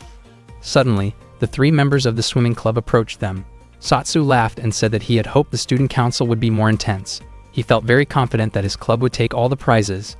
Zenkichi wondered if there was anything the 3 of them cared about besides money, especially since they could simply enjoy the competition itself. Satsu firmly believed that money was the most valuable thing in the world. Suddenly, Medaka appeared and described the 3 members of the swimming club as deeply pitiful, considering that they had once been sincere and dedicated swimmers who never sacrificed their integrity for money. Medaka was convinced that the 3 of them had gone through traumatic experiences that eventually changed them into people who prioritized money above all else. Koki was completely captivated by Medaka's words, while Zenkichi commented that Medaka's greatest talent was her divine sense of virtue and righteousness. Medaka promised that she would rehabilitate Yumimichi and his teammates by inspiring them to use their money for meaningful contributions instead. In contrast, Satsu arrogantly claimed that he would drag Medaka into despair. Meanwhile, Danzaku asked Hansode what kind of contest should be chosen for the final round. Hansode was thrilled to make the decision and settled on an aquatic cavalry-style competition. Danzaku then asked Hansode to explain the rules in detail. Hansode adjusted the rules to give clubs that were behind a better chance to catch up. Headbands taken from the top-ranked club would be worth significantly more points, with the highest-ranked club's headband valued at 16 points, while the lowest-ranked club's headband would be worth only 1 point. This setup naturally made the leading club the primary target. Zenkichi strongly agreed, believing the rule would greatly boost everyone's motivation. He was so satisfied with Hansode's rules that he openly expressed his fondness for her. Medaka responded by lightly reprimanding Zenkichi and reminded him that he was free to admire anyone he liked, as long as he never forgot his responsibilities as a member of the student council. Medaka then insisted that their first priority should be defeating the swimming club. Elsewhere, Satsu asked about Yumimichi's plan. At that moment, the swimming club had 48 points, while the student council had 33. If the student council managed to take the swimming club's headbands, they would rise to the top position. However, if the swimming club succeeded in taking the student council's headbands, they would gain a 15-point lead over the track club. Even if the track club defeated the orchestra club and earned 14 points, the swimming club would still remain in a safe position. According to Yumimichi, the rules were not designed to help those who were behind, but rather to corner the student council. Mokana felt that following the expected scenario would bring no real benefit, and she suggested taking a safer route by targeting the headbands of the 7th-ranked team instead. Yumimichi agreed, and the group remained focused on the financial rewards they aimed to secure. Just as they were about to carry out their plan, Medaka suddenly asked whether they intended to avoid confrontation. She challenged them directly, determined to teach them something she believed was far more valuable than money. Mokana was taken aback by this, while Satsu tried to stop Medaka, sensing that the topic was deeply sensitive for Mokana. Mokana withdrew her earlier remarks and grew irritated by Medaka's attitude. She put on her headband and urged Yumimichi and Satsu to face Medaka head-on. As soon as the signal was given, the swimming club and the student council immediately clashed. Both sides pushed against each other with intense determination. Danzaku wondered whether the two teams would end up evenly matched. Hansode explained that the main issue lay in their foundation. She believed the student council had the advantage in raw strength, but their formations required 2 people per base. She also noted that even without water in the pool, the swimming club would still surpass them in teamwork. Medaka openly acknowledged how impressive the swimming club was and expressed genuine admiration for their strength. She admitted that she had a natural fondness for anyone who managed to impress her. Mokana was confused by Medaka's words, especially since Medaka had previously criticized the three of them for being obsessed with money. Medaka then pointed out that their tactics were dangerously extreme, as they were willing to put their own lives at risk for the sake of money, and she could not understand how they could treat such a mindset so casually. She stated that the three of them had become completely consumed by money. Mokana grew angry and insisted that Medaka had no understanding of their situation. She explained that her father had left home because the family had no money, and her mother became ill after working herself to exhaustion. She also shared that Yumiumichi's parents had separated due to financial hardship, and that the orphanage where Satsu was raised had been forced to shut down because it ran out of funds. Those experiences were the reason money had come to matter more to them than anything else. Mokana believed that sacrificing everything for money was acceptable, because people would be deeply distressed if they lost their wealth, yet would feel nothing at all if the three of them simply disappeared. All of a sudden, Mokana managed to push Medaka away, sending her flying. Seeing this, Kauki and Zenkichi immediately threw their life rings toward the spot where Medaka was about to land.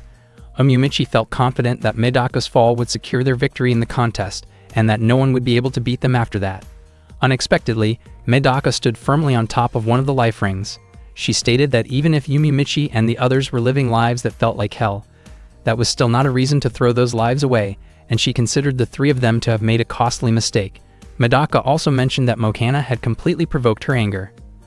Danzaku watched in awe as Medaka balanced herself on the life ring, while Mokana could hardly believe that Medaka was capable of such a feat. Medaka then used all 4 life rings to support her hands and feet on the water's surface. Zenkichi cheered her on, encouraging her to win the contest. Medaka quickly leaped toward the swimming club's foundation and pushed forward with all her strength. Her hand reached Mokana's headband as she expressed that Mokana might be able to recover lost money, but a lost life could never be brought back. According to her, nothing was more important than life itself, and if the three of them were to die, she would be deeply saddened. Medaka jumped while holding on to Mokana, pulling her along into the water. The unexpected move shocked everyone watching. Zenkichi realized that this was Medaka's third ability, known as excessive affection. Both Mokana and Medaka fell into the pool together. Danzaku shouted excitedly after seeing them splash into the water. Hansade concluded that Medaka had successfully taken her opponent's headband during her long speech, and the life rings that supported Medaka as she fell were considered valid support. Because of this, the Student Council's victory over the swimming club was officially recognized. As a result, the Student Council team climbed up the rankings with a total of 49 points. Medaka acknowledged that their battle had been intense and could not be decided by money alone. She then handed the unconscious Mokana over to Yumiumichi and Satsu. Satsu questioned why Medaka cared about a group of people as hopeless as them, and he believed that her words would not change anything since the three of them had already devoted their lives to money. Medaka told them that they did not need to change because she did not wish to force them to. What mattered most to her was that they did not die because of the lifestyle they chose. In her view, it was better to live for money than to die for it. Medaka even agreed with their ambitious dream of building a swimming pool and insisted that they should make it come true. She also asked them to value and care for the lives of their friends. Mokana eventually woke up and asked Yumiumichi and Satsu whether they valued her more than money. They clearly stated that money was more important. Mokana smiled and then asked which one they liked more, her or money. After a brief pause, they both admitted that they liked Mokana more. Mokana smiled again and said that she also cared about them more than money. Not long after that, the whistle was blown, signaling the end of the match. Unexpectedly, the winner turned out to be the judo club, as Nekami had managed to collect headbands from other teams while the student council and the swimming club were locked in battle. The judo club earned the highest score and claimed both the main prize and the bonus reward. Nekami laughed and remarked that trickery had defeated honesty. He stated that the match had led him to a major victory and expressed his hope that he could face Medaka someday. Both the student council and the swimming club never imagined the outcome would turn out that way. The water performance contest came to an end, with the judo club receiving the promised main prize and bonus reward. However, Nekami said that he did not need them and decided to distribute the rewards to the other clubs instead. As usual, Nekami enjoyed stirring things up. Although the water performance contest was considered a success, Medaka admitted that she received a lot of criticism for using her personal funds to finance a school event. Wanting to prevent this from happening again, she decided to bring in someone with financial expertise to join the student council. That person was Mokana from the swimming club. From that day on, Mokana was appointed as the student council's treasurer. Medaka asked Zenkichi and Kaki to get along well with her. The student council of Hakoniwa High School had finally appointed a treasurer, which meant that activity budgets that had been on hold were now moving forward. Zenkichi felt relieved that the student council had gained new members, even though a small part of him felt uneasy seeing others hold positions that seemed more important than his own. He understood that he did not have any special administrative skills like those required of a secretary or treasurer, yet the thought still made him restless.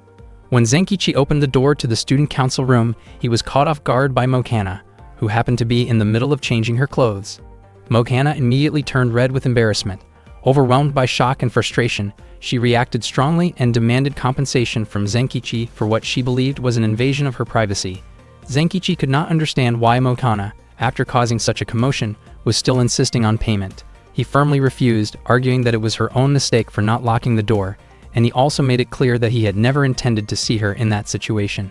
Mokana broke into tears and continued pressing the issue, leaving Zenkichi with no real option other than giving in.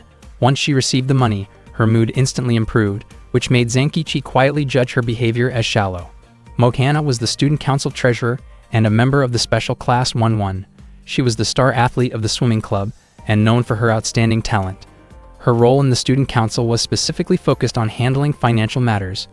The treasurer position had been vacant for a long time, and after conditions prioritizing the swimming club were met, she also received a daily allowance of 320 cents. Mokana had accepted a recruitment invitation from Medaka and was ready to begin her duties. As Mokana looked around for a computer to use, Zenkichi explained that there was no computer in the student council room. Instead, she would have to rely on an abacus. With Medaka around, technology was considered unnecessary, since Medaka could handle any calculation effortlessly using her own mind. Mokana agreed that buying a computer would be wasteful and decided that the abacus was more than enough for her needs. An awkward silence filled the student council room, with neither of them knowing what to talk about. The atmosphere felt heavy, and Zenkichi found it strange that he could relax and read manga while Mokana stayed fully focused on her work. He was curious about her, but felt it would be inappropriate to interrupt her concentration. He began to think that becoming close to Mokana might not be possible. After the earlier incident, it felt as though his presence barely registered with her anymore. Zenkichi also wondered why Medaka and Kaki had not shown up that day. At the same time, Mokana felt uncomfortable with how quiet the room had become. She blamed herself for immediately diving into work and worried that Zenkichi might not be interested in her at all, especially since he had been absorbed in his manga the entire time. The thought of being questioned later by Yumimeshi and Satsu made her uneasy. Satsu had encouraged her to join the student council so she could learn more about the world beyond her usual circle, while Yumimechi had hoped it would help her make friends within her grade. Trying to reassure herself, Mokana attempted to start a conversation. She suddenly commented on the weather being clear, but unfortunately, it was pouring rain outside. She felt confused, since small talk about the weather usually worked. This made her think that Zenkichi might dislike her. Zenkichi, on the other hand, assumed that her comment was simply an attempt to break the silence. Wanting to respond positively, he tried to compliment her, but his poorly chosen words were misunderstood. Mokana took it the wrong way and reacted harshly, leaving Zenkichi to realize once again how little he understood about dealing with women. Mokana became even more convinced that Zenkichi disliked her. She wanted to apologize but could not find the right moment. Both of them silently wished that someone would step in and ease the tension. That was when Hansode suddenly entered the student council room. Both Zenkichi and Mokana immediately felt disappointed, as Hansode was known for having no sense of atmosphere. Hansode approached Mokana and casually introduced herself. Mokana sensed an air of mystery around Hansode. Even though Hansode was not a student council member, she was in charge of organizing the aquatic art contest, which made Mokana question why she had come to the student council room in the first place. Hansode then attempted to show Mokana a photo involving Medaka that was meant to stir reactions. Mokana was visibly shocked and tried to take the photo away. Hansode explained that the pictures were intended for submission to the school newspaper and casually mentioned that she had taken thousands of shots from different angles. Zenkichi stepped in and asked Hansode to stop bothering the new student council member. He even promised to treat her to good food if she would leave Mokana alone. Hansode agreed and quickly exited the room. Afterward, Zenkichi apologized for Hansode's troublesome behavior. Mokana said that Zenkichi had saved her and asked who Hansode really was. Zenkichi admitted that he had no idea, which surprised Mokana since she thought they were friends. Zenkichi did not see it as an issue, believing that what mattered most was that Hansode considered him a friend. Mokana wondered about Medaka and questioned whether she showed affection to everyone the same way she once did with her. Zenkichi explained that Medaka used to be like that, and many people actually received their first affectionate moment from her. However, ever since grade school, Zenkichi had asked Medaka to be more mindful of herself. If Mokana had received that kind of affection, it meant Medaka considered her someone truly special and rare. Mokana then questioned why Medaka seemed to love everyone. She admitted that she herself never fully understood why Medaka was born with such a strong desire to help others. Mokana recalled a time when she had no money at all and no one stepped in to help her.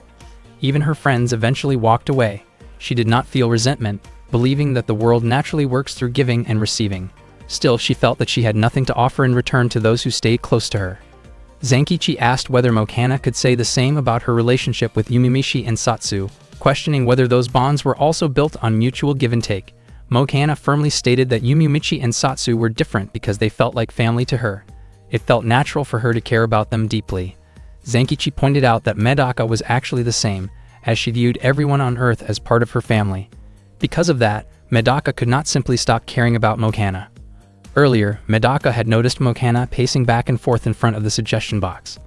Since the incident at the swimming pool, Medaka had not been able to stop thinking about her, and gradually realized that her feelings had grown stronger. Medaka then asked Mokana to take on the role of treasurer in the student council. That moment marked the first time Mokana realized someone was relying on her and asking for her help. At that point, Mokana became aware that she was having a relaxed conversation with Zenkichi. She thought it might be a chance to make a new friend, yet she hesitated, worried that going too far could cause unnecessary trouble. In the end, she believed she should follow the example Medaka had shown her. Acting on impulse, Mokana expressed that she had developed feelings toward Zenkichi and leaned closer in a moment of emotional confusion. Zenkichi was completely caught off guard by her sudden confession. At the same time, Medaka and Koki were walking down the school corridor toward the student council room, deeply engaged in discussing the challenges of managing council responsibilities. Upon arriving, they were shocked by the scene before them, as Mokana and Zenkichi appeared to be in an awkward and misleading situation.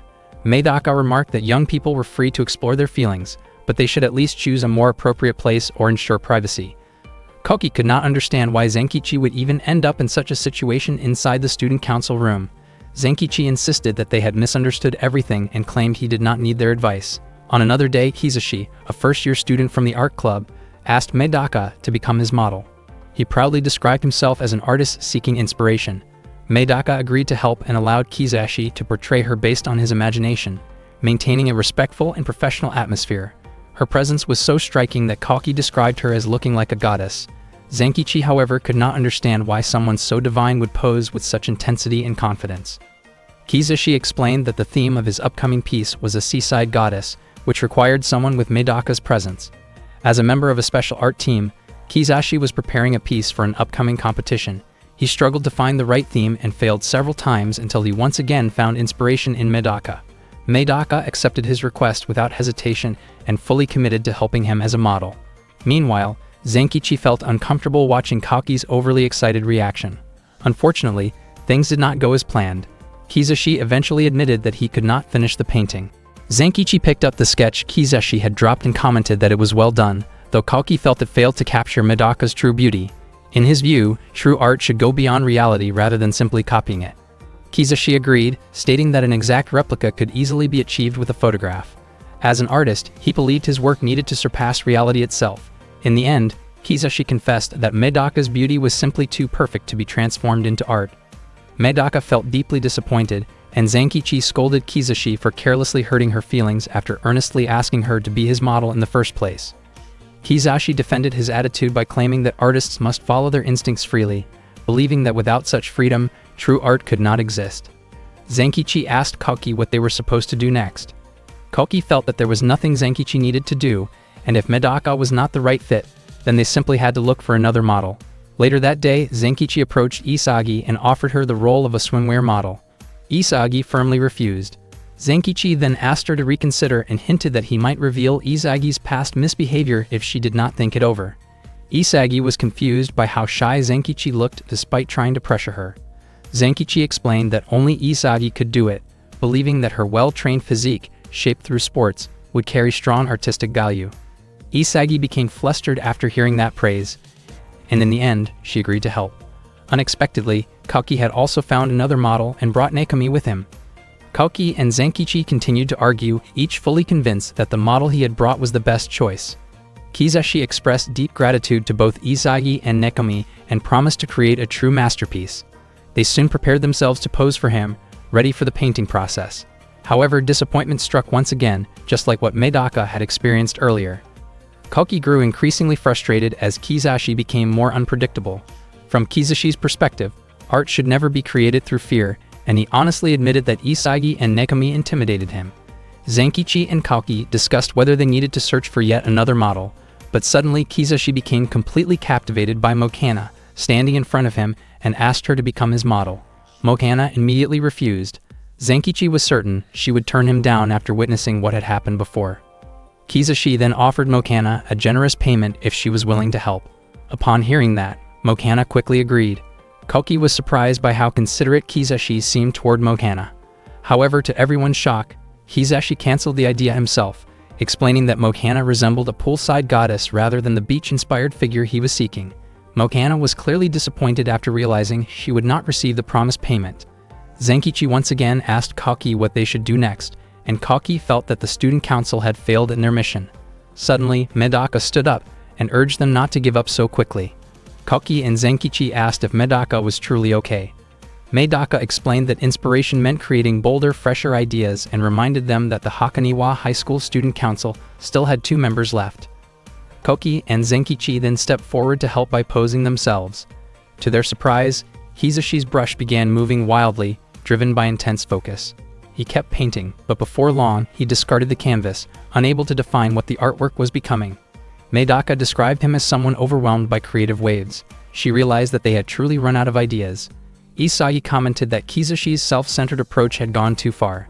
Nakomi wondered if even 4 girls had not been enough and urged Kizashi to stop complaining and try painting again. Kizashi admitted that he was in a hurry, but he would only paint what he genuinely wanted to paint. He openly acknowledged his selfishness but insisted that he was not careless. Medaka appreciated his honesty, yet the situation remained unchanged. Zenkichi asked what kind of goddess Kizashi was truly searching for. Kizashi believed that artists were destined to struggle until they found the perfect idea. Not long after, Hansode arrived and invited Zenkichi to go to the cafeteria with her. The moment Kizashi saw Hansode, his eyes filled with emotion. He asked her to change into a swimsuit and wear a float ring as part of the concept. To Kizashi, Hansode's innocent expression, simple figure, and undeveloped features surpassed all the previous models. He considered it the purest form of art. After finishing Hansode's painting, Zenkichi realized that Kizashi had been searching for a goddess filled with untapped potential, something that Medaka and the others could not represent. Hansode did not fully understand what that meant, but she felt proud to have stood out among everyone else. Hansode became Kizashi's final model and was rewarded with cafeteria vouchers. After that, Kizashi submitted his artwork to the contest he was participating in. Medaka admitted that this time, Hansode had taken all the spotlight and that the student council had technically failed. However, Zenkichi felt that Kizashi did not see it that way. He then showed Medaka the painting Kizashi had created, which included all of them together. From Zenkichi's perspective, Kizashi had always painted exactly what he wanted to paint. A special group was assigned to maintain stability at the school. This organization operated independently, outside the school's official policies and formal regulations. They were widely known as the School Enforcement Unit or the Disciplinary Committee. One of the enforcement officers, Harigane, was especially strict when reprimanding students whose appearance did not follow school rules. He believed that appearance reflected a person's character, and he was convinced that students who violated dress codes showed a lack of discipline in their mindset. As a member of Disciplinary Committee Squad 3, Harigane refused to let improperly dressed students pass through the school gates. Several students who were stopped at the entrance voiced their objections, pointing out that the student council president and her members were also wearing outfits that did not fully comply with school regulations. On that day, Harigane went to the student council room to address what he considered inappropriate appearances among its members. He felt deeply disappointed, believing that the student council should serve as role models for the rest of the students. He could not understand why they would openly challenge established rules. Harigane criticized Zenkichi for wearing a jacket underneath his school uniform. Zenkichi believed that his style could set a new trend at the time. Harigane was also visibly unsettled by Kauki's bold fashion choice, which he considered improper and distracting. Kauki found himself unable to counter Harigane's criticism any further. Harigane then turned his attention to Mokana, questioning her apparent indifference to the situation. Mokana explained that she believed her outfit still followed the official guidelines. Harigane insisted that he was not easily deceived and pointed out inconsistencies in her explanation, eventually concluding that she had intentionally tested his attentiveness. Mokana acknowledged his sharp observation and admitted that she had only wanted to see how closely he paid attention to the rules. Harigane remained in the student council room for a while longer. Mokana casually asked whether wearing unconventional attire would be acceptable, but Harigane firmly rejected the idea. Medaka then asked Harigane to end the confrontation for the day, expressing her belief that no one had bad intentions despite their unconventional appearance. Harigane initially agreed, responded politely, and apologized for interrupting their meeting. However, he soon returned in an aggressive state and confronted Medaka directly. He claimed that Medaka was the most problematic of all and that her manner of dress was the most embarrassing example on campus. Medaka believed that Harigane's judgment was misguided, as she felt no part of herself was shameful. Harigane argued that her outfit set a poor example by revealing elements that could influence other students negatively. Medaka dismissed the concern and showed no embarrassment over her appearance. Harigane warned her to consider how her actions might affect the student body, especially if others chose to imitate her. Medaka went even further, suggesting that her outfit could be proposed as a standard uniform for female students. Harigane strongly rejected this idea without hesitation. Meanwhile, Zenkichi was surprised to see that Medaka was also being scolded by Harigane.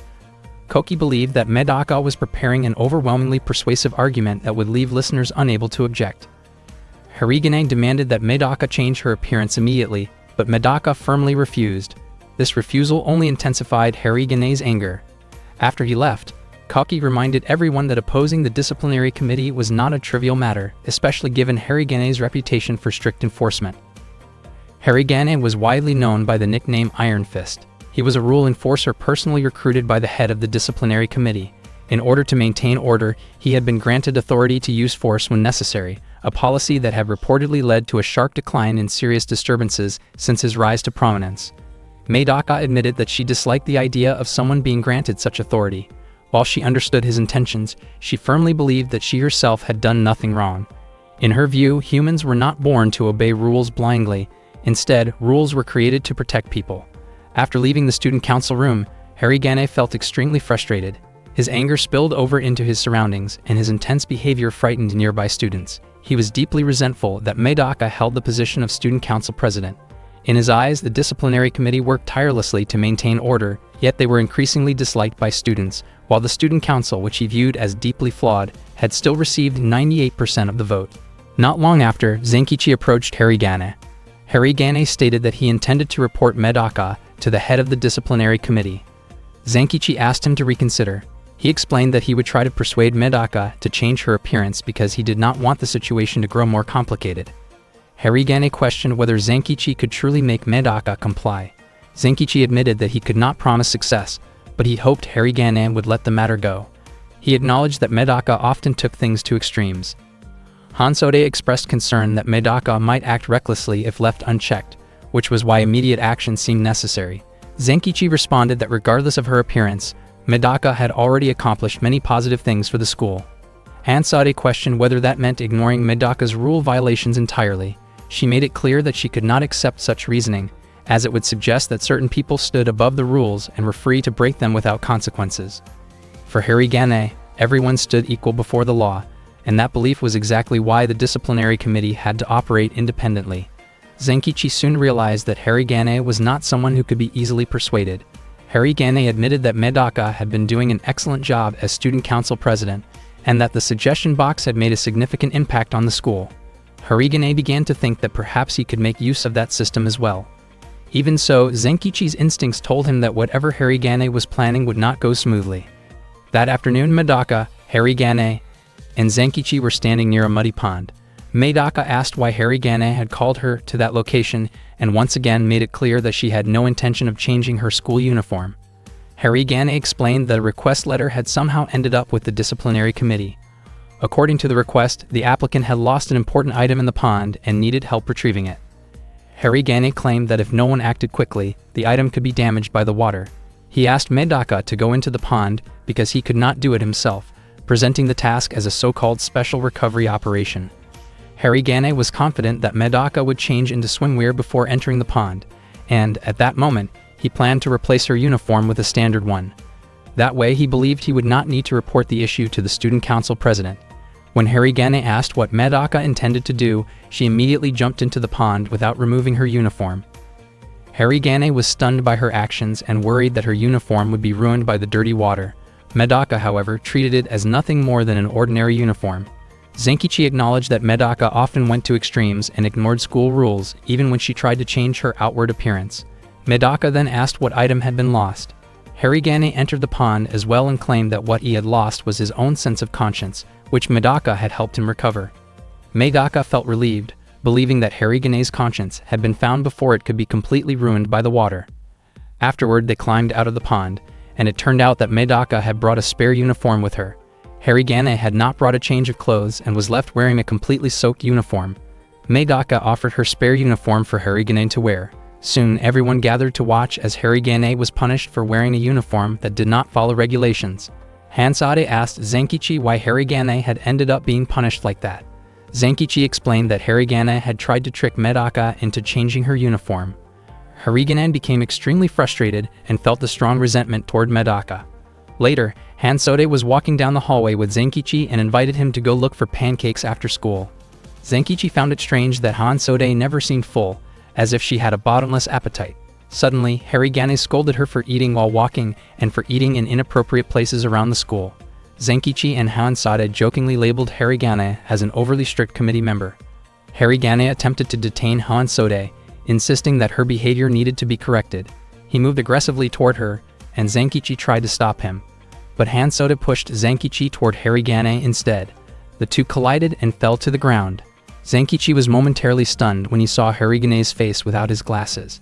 Hansade commented that if she were part of the disciplinary committee, she would avoid drawing attention to herself, especially since many students already wanted payback for Harigane's harsh standards. Because of that, she felt Harigane should leave her alone. Hansode quickly walked away. Harigane tried to stop her, but Zenkichi asked him to let her go. Zenkichi pointed out that as long as Harigane provided Hansode with food, she would likely cooperate. Zenkichi then handed Harigane his glasses. Suddenly, Harigane's hand and Zenkichi's hand were locked together by a pair of handcuffs Harigane had brought with him. Zenkichi was convinced that Hansode had intentionally pushed him so this would happen.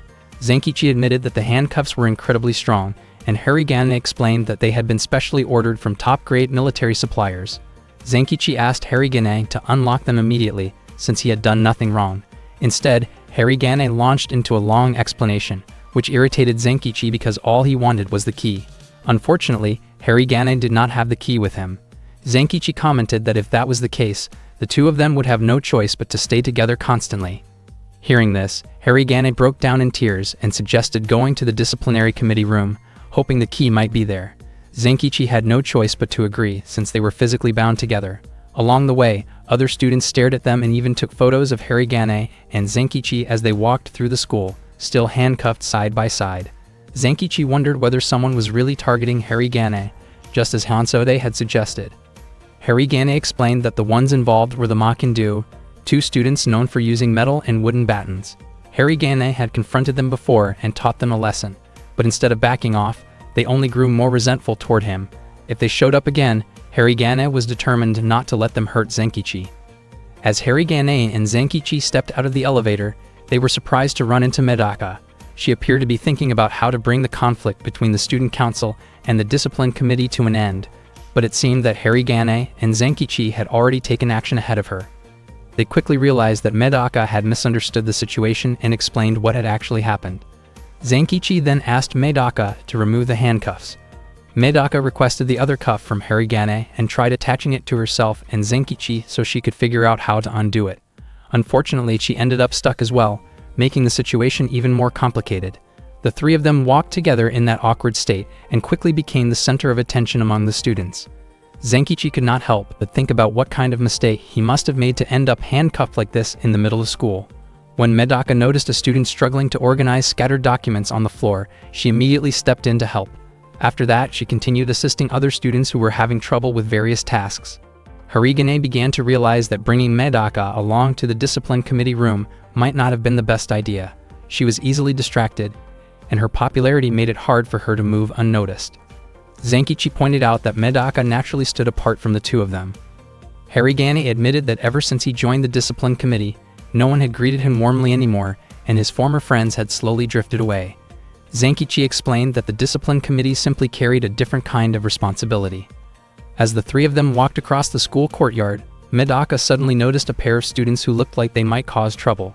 She urged them to leave the area immediately. Just as expected, the two students were carrying metal and wooden batons. They were the Makin-do. Seeing that Harigane could barely move because he was handcuffed, the Do became overly confident and tried to surround him. They rushed in from opposite sides, clearly intending to overwhelm him.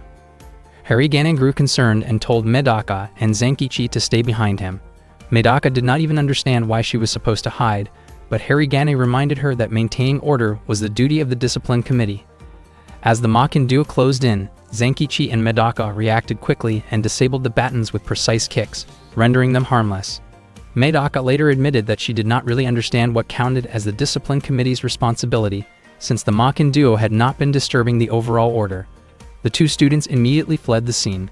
Zenkichi asked whether Harigane was sure he did not want to detain them.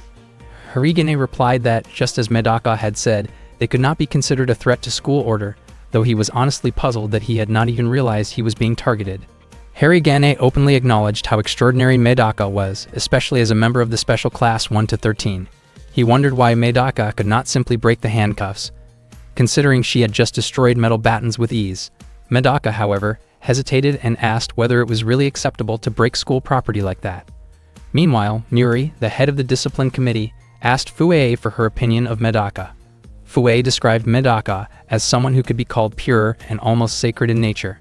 Muri reflected that if the discipline committee ever had to deal with Medaka directly, someone so pure would be the most difficult to handle, since anger and justice could not easily exist together in her presence.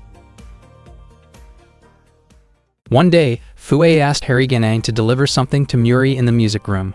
Harigane wondered why she had to be the one to do it. Fuei explained that the other members of the disciplinary committee were busy handling other matters, and since Harigane was often seen with nothing to do, observing how Muri worked might help motivate her. Harigane reluctantly accepted the task. Fuei smiled and mentioned that everything was being done for Harigane's own good. Everyone at the school already knew about the chosen of the chosen, the elite among the elite, the most exceptional of the exceptional, and the most merciless among the merciless. That title belonged to a group of superhuman students who were said to be capable of anything. They studied in a special class filled with model students who received special treatment and were not even required to attend classes regularly. Class 13 at Hakoniwa High School. The previous year, when Muri was only 9 years old, he had been selected as a Class 13 student, marking the first time the school had ever accepted a so-called monster child. The strict sense of justice upheld by Muri was embodied through his role in the disciplinary committee. That same day, Hansode greeted Medaka and commented on how striking Medaka's outfit looked. Medaka explained that she was carrying out a task requested through the suggestion box. She mentioned that she had received a complaint that the soundproofing in the music room had started to wear down. Medaka had also received many reports about orchestra sounds being excessively loud. Hansode had already heard about the issue and found it ironic that despite the number of complaints, the student council president was being offered food instead of solutions. Hansode became curious about what Medaka planned to do. Medaka explained that she intended to reinforce the soundproofing as much as possible and then adjust the orchestra's practice schedule accordingly. Hansode wondered whether Medaka planned to handle everything on her own. Medaka mentioned that Zenkichi Kaoki and Mokana were currently working on other requests. She added that the three of them were reliable, which made her own work much easier. Hansode laughed and remarked that the era of a one-person student council was already in the past. She then grew curious about who would eventually become the vice president of the student council. Medaka replied that she would prefer someone like Hansode to take that position. Hansode laughed and stated that she had no interest in joining any group or organization. She openly acknowledged that she disliked Medaka, and that Medaka disliked her as well. Medaka responded calmly, noting that all the current student council members admired her, which was exactly why she needed someone who could oppose her. Medaka admitted that her leadership was absolute in nature, but she had no intention of becoming a dictator. At that moment, Harigane was surprised to see Medaka and Hansode together. Both of them greeted her and asked where she was heading with the towels she was carrying. Harigane had actually hoped to avoid running into them. She explained that she was on her way to the music room. Internally, Harigane could not help but think about how Medaka always dressed in unusual ways, while Hansoda seemed to eat wherever she pleased. Meanwhile, Muri was already inside the music room, standing in front of the club members. He made an extremely harsh statement without realizing how extreme it sounded. Realizing his mistake, Muri quickly composed himself and introduced himself as the head of the disciplinary committee. He explained that he was there to issue penalties, as several clubs located near the music room had filed complaints about excessive noise that was disrupting their activities. Muri emphasized that he intended to enforce discipline in proportion to the disturbance that had been caused. The head of the music club was confused by the presence of such a young child in their room. One of the students explained that Muri was the head of the disciplinary committee, a student who had skipped grades and belonged to class 13. The club leader was shocked, having believed that Medaka was the only class 13 student who actually attended school. Still, the club leader felt there was no need to worry, assuming that Muri was just a child who could be persuaded easily. The music club leader explained that orchestra practice naturally produced loud sounds and suggested that it was unavoidable. He attempted to ease the situation with friendly gestures and promised to be more careful in the future, hoping for understanding. He even encouraged the other members to offer small treats as a sign of goodwill. However, Muri remained completely unmoved. He made it clear that excuses and shallow attempts at appeasement would not work on the disciplinary committee. His response was so intense and intimidating that the atmosphere in the room immediately changed. The music club members grew fearful as Muri continued to issue severe warnings, making it clear that once he had stepped into a room in his official capacity, the consequences would be serious and unavoidable. The students of the music club stood frozen, overwhelmed by the pressure of Muri's uncompromising sense of justice and authority. As soon as Medaka, Hansode, and Harigane arrived at the music club room, they were stunned to see how badly the place had been wrecked. Muri immediately grabbed the towel Harigane had brought along. Harigane was shocked by Muri's behavior.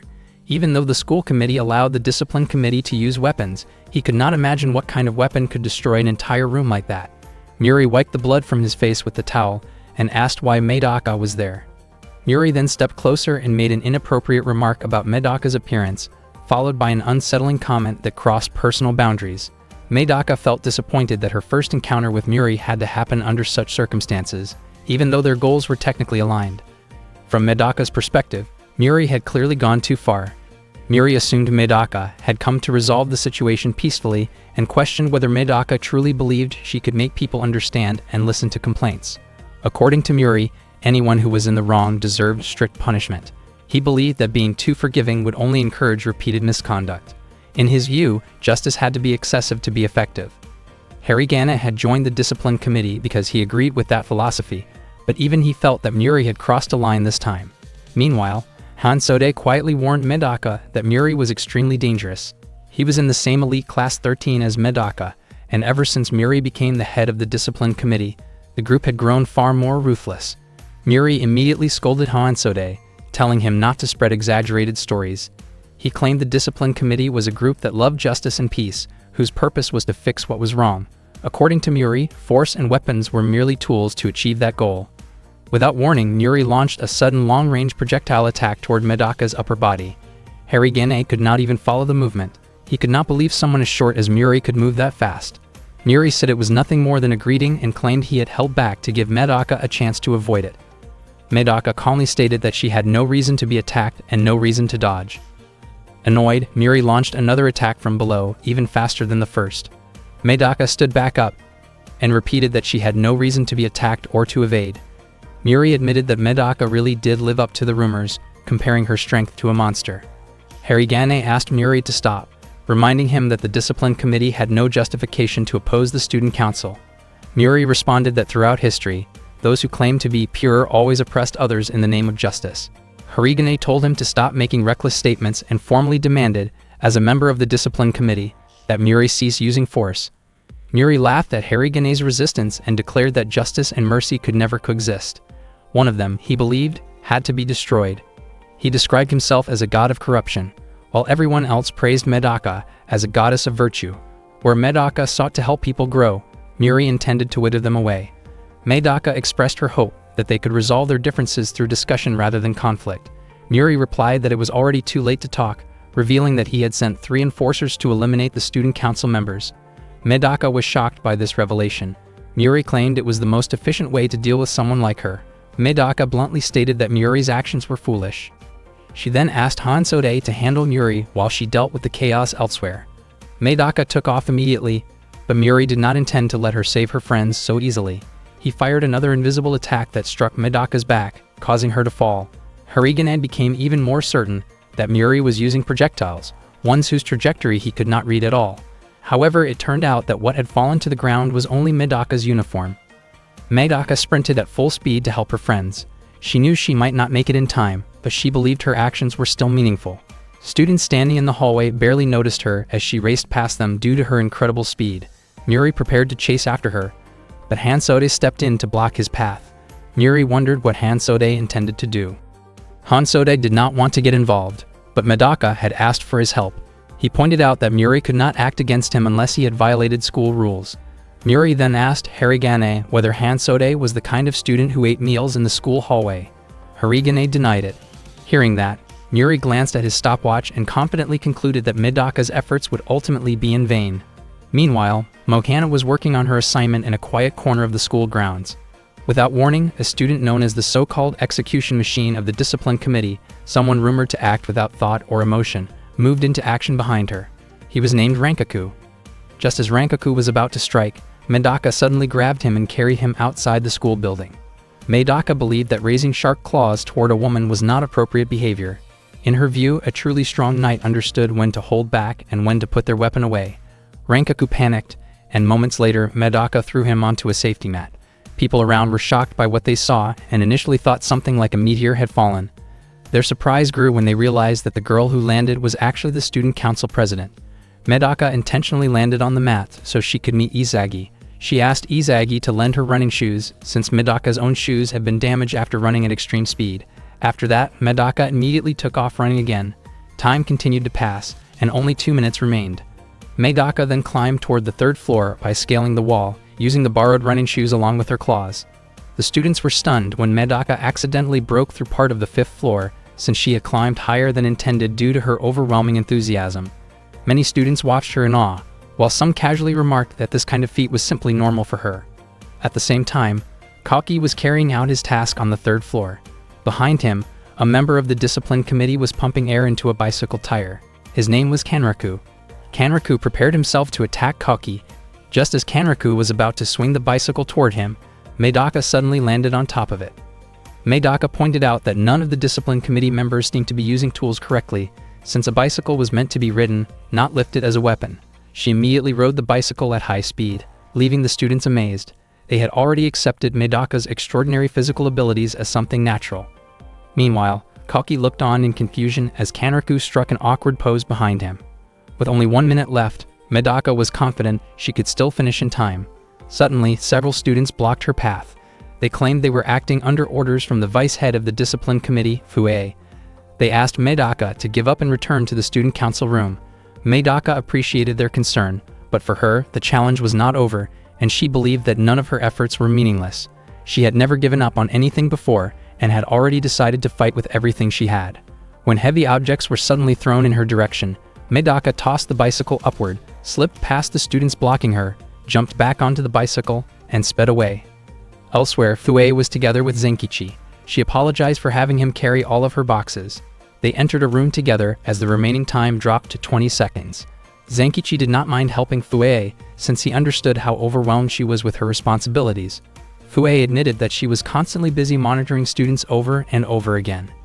Inside the room were several tools meant for harsh restraint, creating an unsettling atmosphere. As time ran out, Fue prepared to restrain Zenkichi. Fortunately, Medaka arrived at the exact moment, crashing through the door and stopping the situation just in time. Fue and Zenkichi were both knocked back by Medaka's sudden entrance. Medaka felt immense relief at having arrived before it was too late.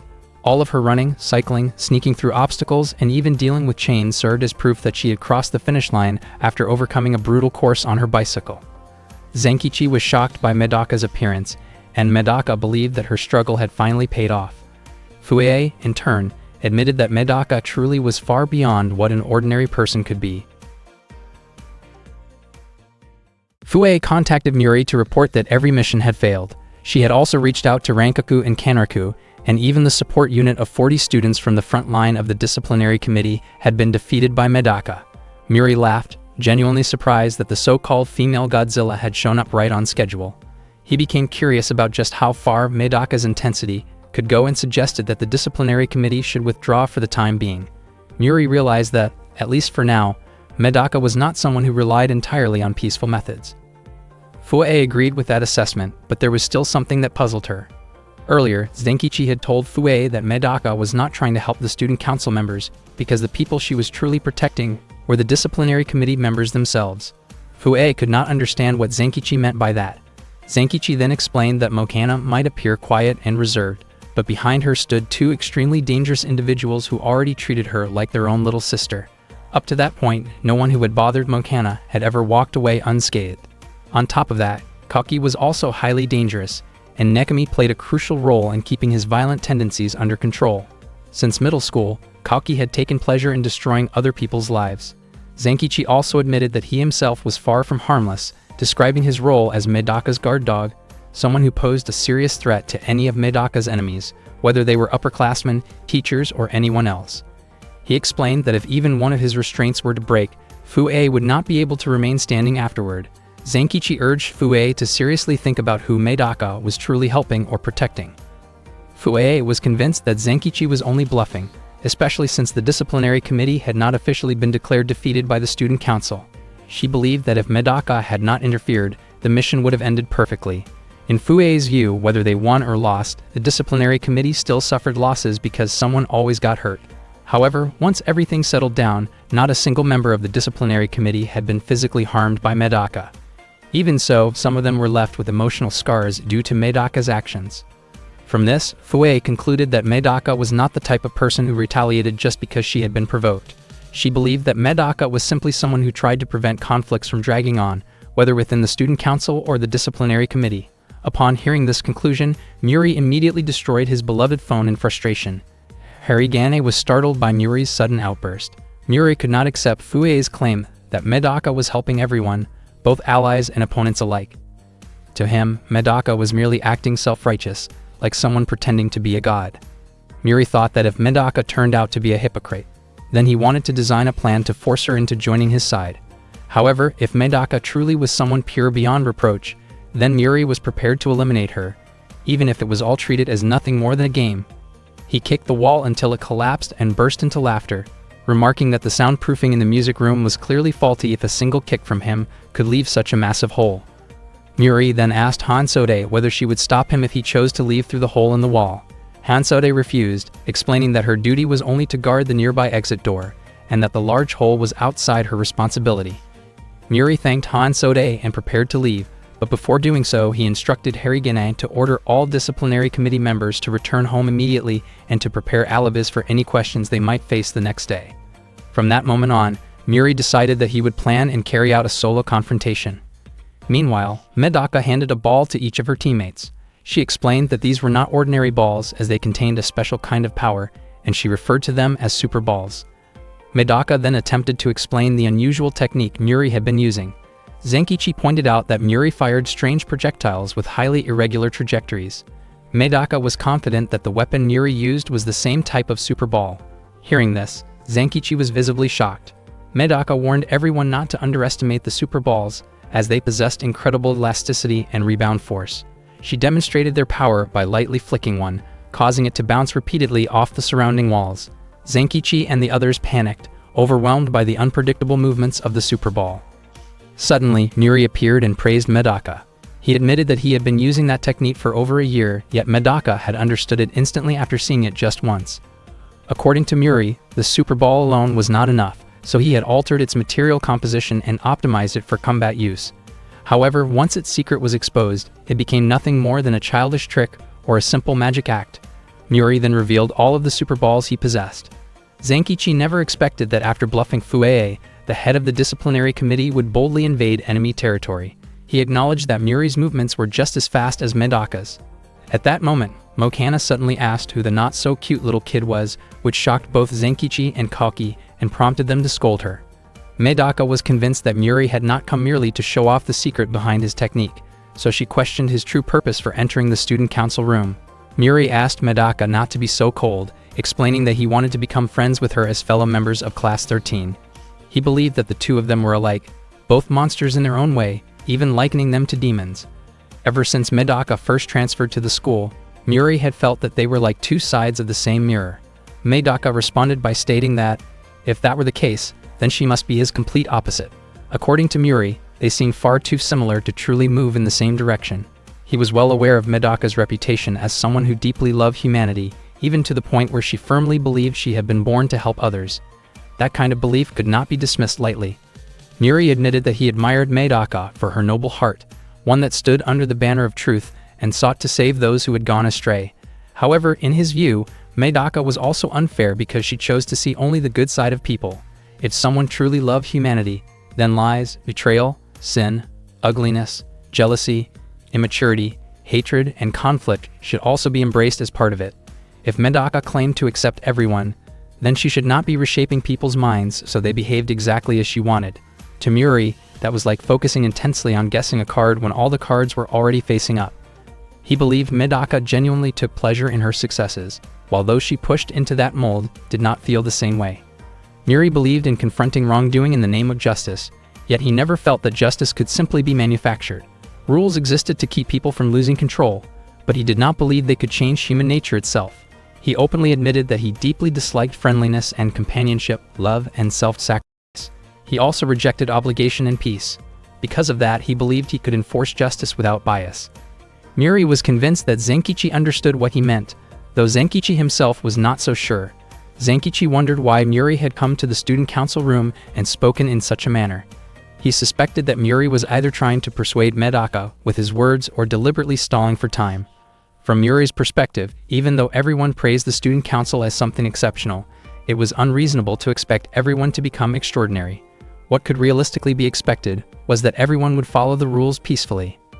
Medaka pointed out that Muri was mistaken in two ways. First, the idea of her being a goddess of virtue was merely a label Zenkichi had given her, and she herself was not some kind of sacred being. Before she could move on to the second point, she immediately realized that the spheres Muri had thrown earlier were not harmless devices but modified explosive tools. She urged everyone to move away. Muri laughed at the fact that Medaka had noticed, but to him it was already too late, as his preparations were complete. He explained that the spheres were a type of Cinderella explosive trap, and that even one could shatter a wall into fragments. Mokana believed that if those devices activated inside the room, no one would be safe, including Muri himself. Koki was genuinely furious at what he saw as Muri's excessive and childish behavior. Muri merely remarked that adults could never fully predict what went on in a child's mind. He then wondered what Medaka would do next, whether she would side with him or plead with him to stop. Medaka had only just asked him to end it when Muri activated the devices anyway. A tremendous blast echoed from inside the student council room. The sound reached Habataki and his friends, who were practicing in the kendo hall, and they were convinced that Medaka had done something unusual again. Another blast followed, along with thick clouds of smoke, yet Habataki and the others laughed it off, assuming such chaos was normal whenever it came from the student council room. Before long, Muri emerged from the wreckage. He had survived because he was wearing a special disciplinary committee uniform known as White Tiger, also called Snow White. It was a cutting-edge scientific product made from pressure-resistant materials, strong enough to protect its wearer even in extreme accidents. The fabric was originally designed to withstand the crushing depths of the ocean, making it incredibly heavy and difficult to move in. Even so, Muri had not expected the impact to be so powerful that it would destroy the entire building. Muri then noticed that one of the devices had failed to activate, despite his confidence that he had adjusted everything correctly. He believed Medaka had doused it with water from a nearby flower pot to weaken its effect. He also observed that the window in front of him had shattered before the heat spread through the room. Muri was certain that Medaka had kicked the device away just before everything went off. He acknowledged that Medaka was exceptionally skilled at making use of any situation. He was truly shocked to see that every member of the student council had survived, even though he himself had been prepared to risk everything. More than anything, Muri desperately wanted to understand exactly how Medaka had managed to do it. It turned out that Medaka wrapped her friends inside a carpet to shield them from the shockwave of the explosion. Muri was baffled by how easily she managed to do it in such a short amount of time. Medaka had been positioned outside the carpet, putting herself at extreme risk of being hit by the blast. To Muri, Medaka's actions felt unnatural, especially since her abilities should have allowed her to save herself without difficulty. He laughed as he described Medaka as extraordinary yet unsettling, praising her strength and unwavering commitment to her ideals. Muri was convinced that Medaka would soon claim that there was no reason for them to fight since none of her friends were injured, and that everything would end with everyone living happily together. Medaka reacted with visible frustration toward Muri. She believed that he must have once been an innocent child who trusted in the goodness of people. In her view, something must have happened that twisted him into someone so cold and merciless. Even so, Medaka made it clear that she would not forgive him. Muri instinctively stepped back after hearing her words. Medaka admitted that she and Muri were surprisingly similar, and that she had never believed she was always right.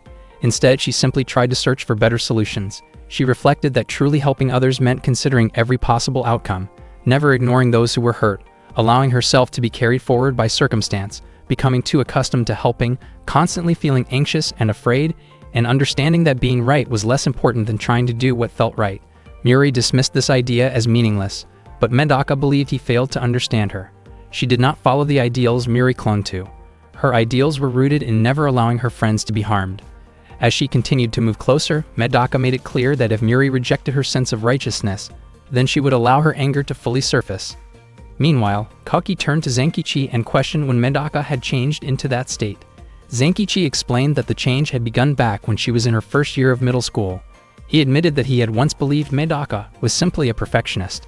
Zenkichi revealed that Medaka's fourth special ability was known as War God Mode. Once she entered that state, even he was no longer capable of stopping her. Zenkichi declared that Muri's story was nearing its end. Muri responded with laughter, showing no concern at all. To him, whether it was an evil spirit or a force beyond control, everything would eventually be reduced to nothing in the face of overwhelming power. Medaka and Muri finally began their confrontation. Medaka moved swiftly, launching a powerful strike toward him before he could react. The impact caused the explosive devices Muri was carrying to slip from his hands. Medaka's strike landed squarely against his upper torso with tremendous force.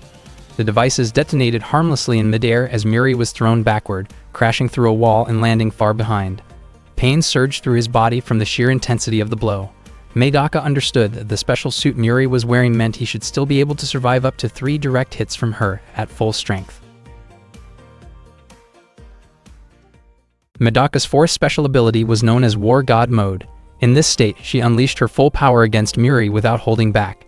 Medaka believed that Muri had not suffered serious injuries yet because his body was protected by a special uniform. Even so, she advised him to stop pretending to be tough. If he felt embarrassed about backing down, she suggested that she might even forgive him. Muri arrogantly claimed that he did not feel any tickling or pain at all. He questioned whether what he felt was even real, since the material of his uniform was designed to absorb vibrations much like rubber. At that moment, Muri realized that Medaka truly lived up to her reputation as a monster in human form. Before losing control, Medaka issued a warning. She explained that she had mastered every kind of martial art, but she would not use those techniques on Muri. Each martial art was the result of human dedication, discipline, and respect, and such techniques should never be used when driven by anger. Because of that, Medaka chose to let her rage take over instead, abandoning human reason and fighting with raw, animal-like ferocity to bring Muri down. Muri laughed it off and claimed that he felt no fear after hearing what he considered a foolish threat. He was convinced that Medaka would be the one to lose this fight. Deep down, Muri admitted that his biggest disadvantage was being dragged outside, since his weapon worked far better indoors. For a moment, he thought it might be wiser to apologize, retreat, and return after making better preparations. However, that was not an easy choice, because the reputation of the disciplinary committee rested on his shoulders. To him, the disciplinary committee represented justice itself, and that belief gave him the right to discipline Medaka on the spot. Muri declared that if Medaka chose to fight like a beast, then he would fight like a human, like the humans Medaka loved and the ones Muri despised. He also offered his own warning in return, as a form of thanks for Medaka's earlier caution. Muri did not care whether Medaka was right or wrong, because in his view, only the victor could define justice. The fight began. Muri quickly realized that Medaka's punches felt like being hit by a truck, so he focused on evading them. However, Medaka adjusted her attacks instantly, redirecting her blows the moment Muri dodged. His body was sent flying, crashing back through the wall of the school building. Medaka was the kind of person who could accept others even if they were cruel or deeply flawed, but there was one exception to that belief. In the past, there was someone named Kumagawa. He was neither cruel nor malicious, but rather innocent and pure, like clear river water. At the same time, Kumagawa embodied many of humanity's worst traits. He never won against anyone and was destined to be a loser. Because of that fate, he became stronger than anyone else, capable of spreading suffering and disaster wherever he went, like a devil who carefully planned humanity's downfall. One day, Medaka encountered Kumagawa after his actions had gone far beyond what could be considered human. She kept reaching out to him, but in the end, she used her power to remove him from the school. Even after that, Medaka remained disappointed in herself for failing to save him. Many people were terrified when they witnessed that fierce side of Medaka. Her kindness was godlike when she helped others, but she could become terrifying when her friends were hurt. Medaka apologized for involving her friends in her ideals and asked them to return their student council armbands. From that point on, she intended to handle everything on her own. Before long, Zenkichi collapsed, unable to do anything to stop her. Medaka continued walking toward Muri, questioning whether his plan had been to lure her back into the school building. She described his scheme as cunning and wondered if that was truly the best he could do. Muri told her not to underestimate him. He had survived in class 13 at Hakoniwa High School for over a year, which made him far more experienced than Medaka, who had only been there for a few months. He claimed to have many allies who specialized in dealing with people like her and insisted that Medaka would regret her actions. Muri then launched his super balls, which bounced relentlessly around Medaka from every direction. Avoiding the non-stop barrage was difficult, but Medaka was prepared to endure the pain. She believed she could withstand the attacks just as Muri had endured hers. She kept running forward through the storm of super balls, but before long, her steps faltered and her body could no longer move. Muri laughed as he explained that he had not used explosive or super balls this time. Instead, he had used his ultimate trump card, the string ball. Thin strings shot out and successfully bound Medaka in place. This was Muri's final move, a technique he could only use once. The strings were no ordinary threads but Ariane fibers, made from the same advanced material as his special uniform. A single strand of this cutting-edge fiber could support up to 5 tons of weight. The threads were nearly invisible due to their extreme thinness, and Medaka's body was now trapped within thousands of them. Muri referred to it as a bird net. By then, he had exhausted all of his tricks after enduring 3 powerful attacks. Snow White had also reached its limit, and Muri's victory was as fragile as an egg balanced on the edge of a blade. Medaka realized that she could no longer underestimate Muri. Muri laughed, carrying himself with arrogance, and claimed that this was both his method and the justice he upheld. He stated that he always followed the rules before passing judgment on others. Muri remarked that even someone as reckless and untamed as Medaka still appeared striking while restrained. He crossed personal boundaries and damaged her uniform, insisting that justice would ultimately prevail. Medaka questioned whether that was truly the limit of Muri's ability. She then pushed against the threads binding her, catching him off guard. Muri warned that the threads were thin and razor-sharp, capable of slicing through anything that moved recklessly. Medaka responded by asserting that he would not be able to harm her body, as she had already endured countless wounds in the past. More than that, she believed Muri had already hurt her emotionally. Muri struggled to comprehend how far Medaka's ideals went. He realized that she had surpassed even what he compared to a colossal monster, since a true monster would never be able to hide its real nature. Medaka continued forcing her way through the threads, causing the structure supporting them to begin collapsing. She acknowledged that the threads themselves were strong, but the surrounding building could no longer withstand the pressure. Soon, Muri would no longer be able to restrict her movements. Muri was genuinely baffled by Medaka's actions. Medaka stated that she was the student council president and someone capable of mobilizing the entire high school. In an instant, the school building began to shake and crumble into ruins.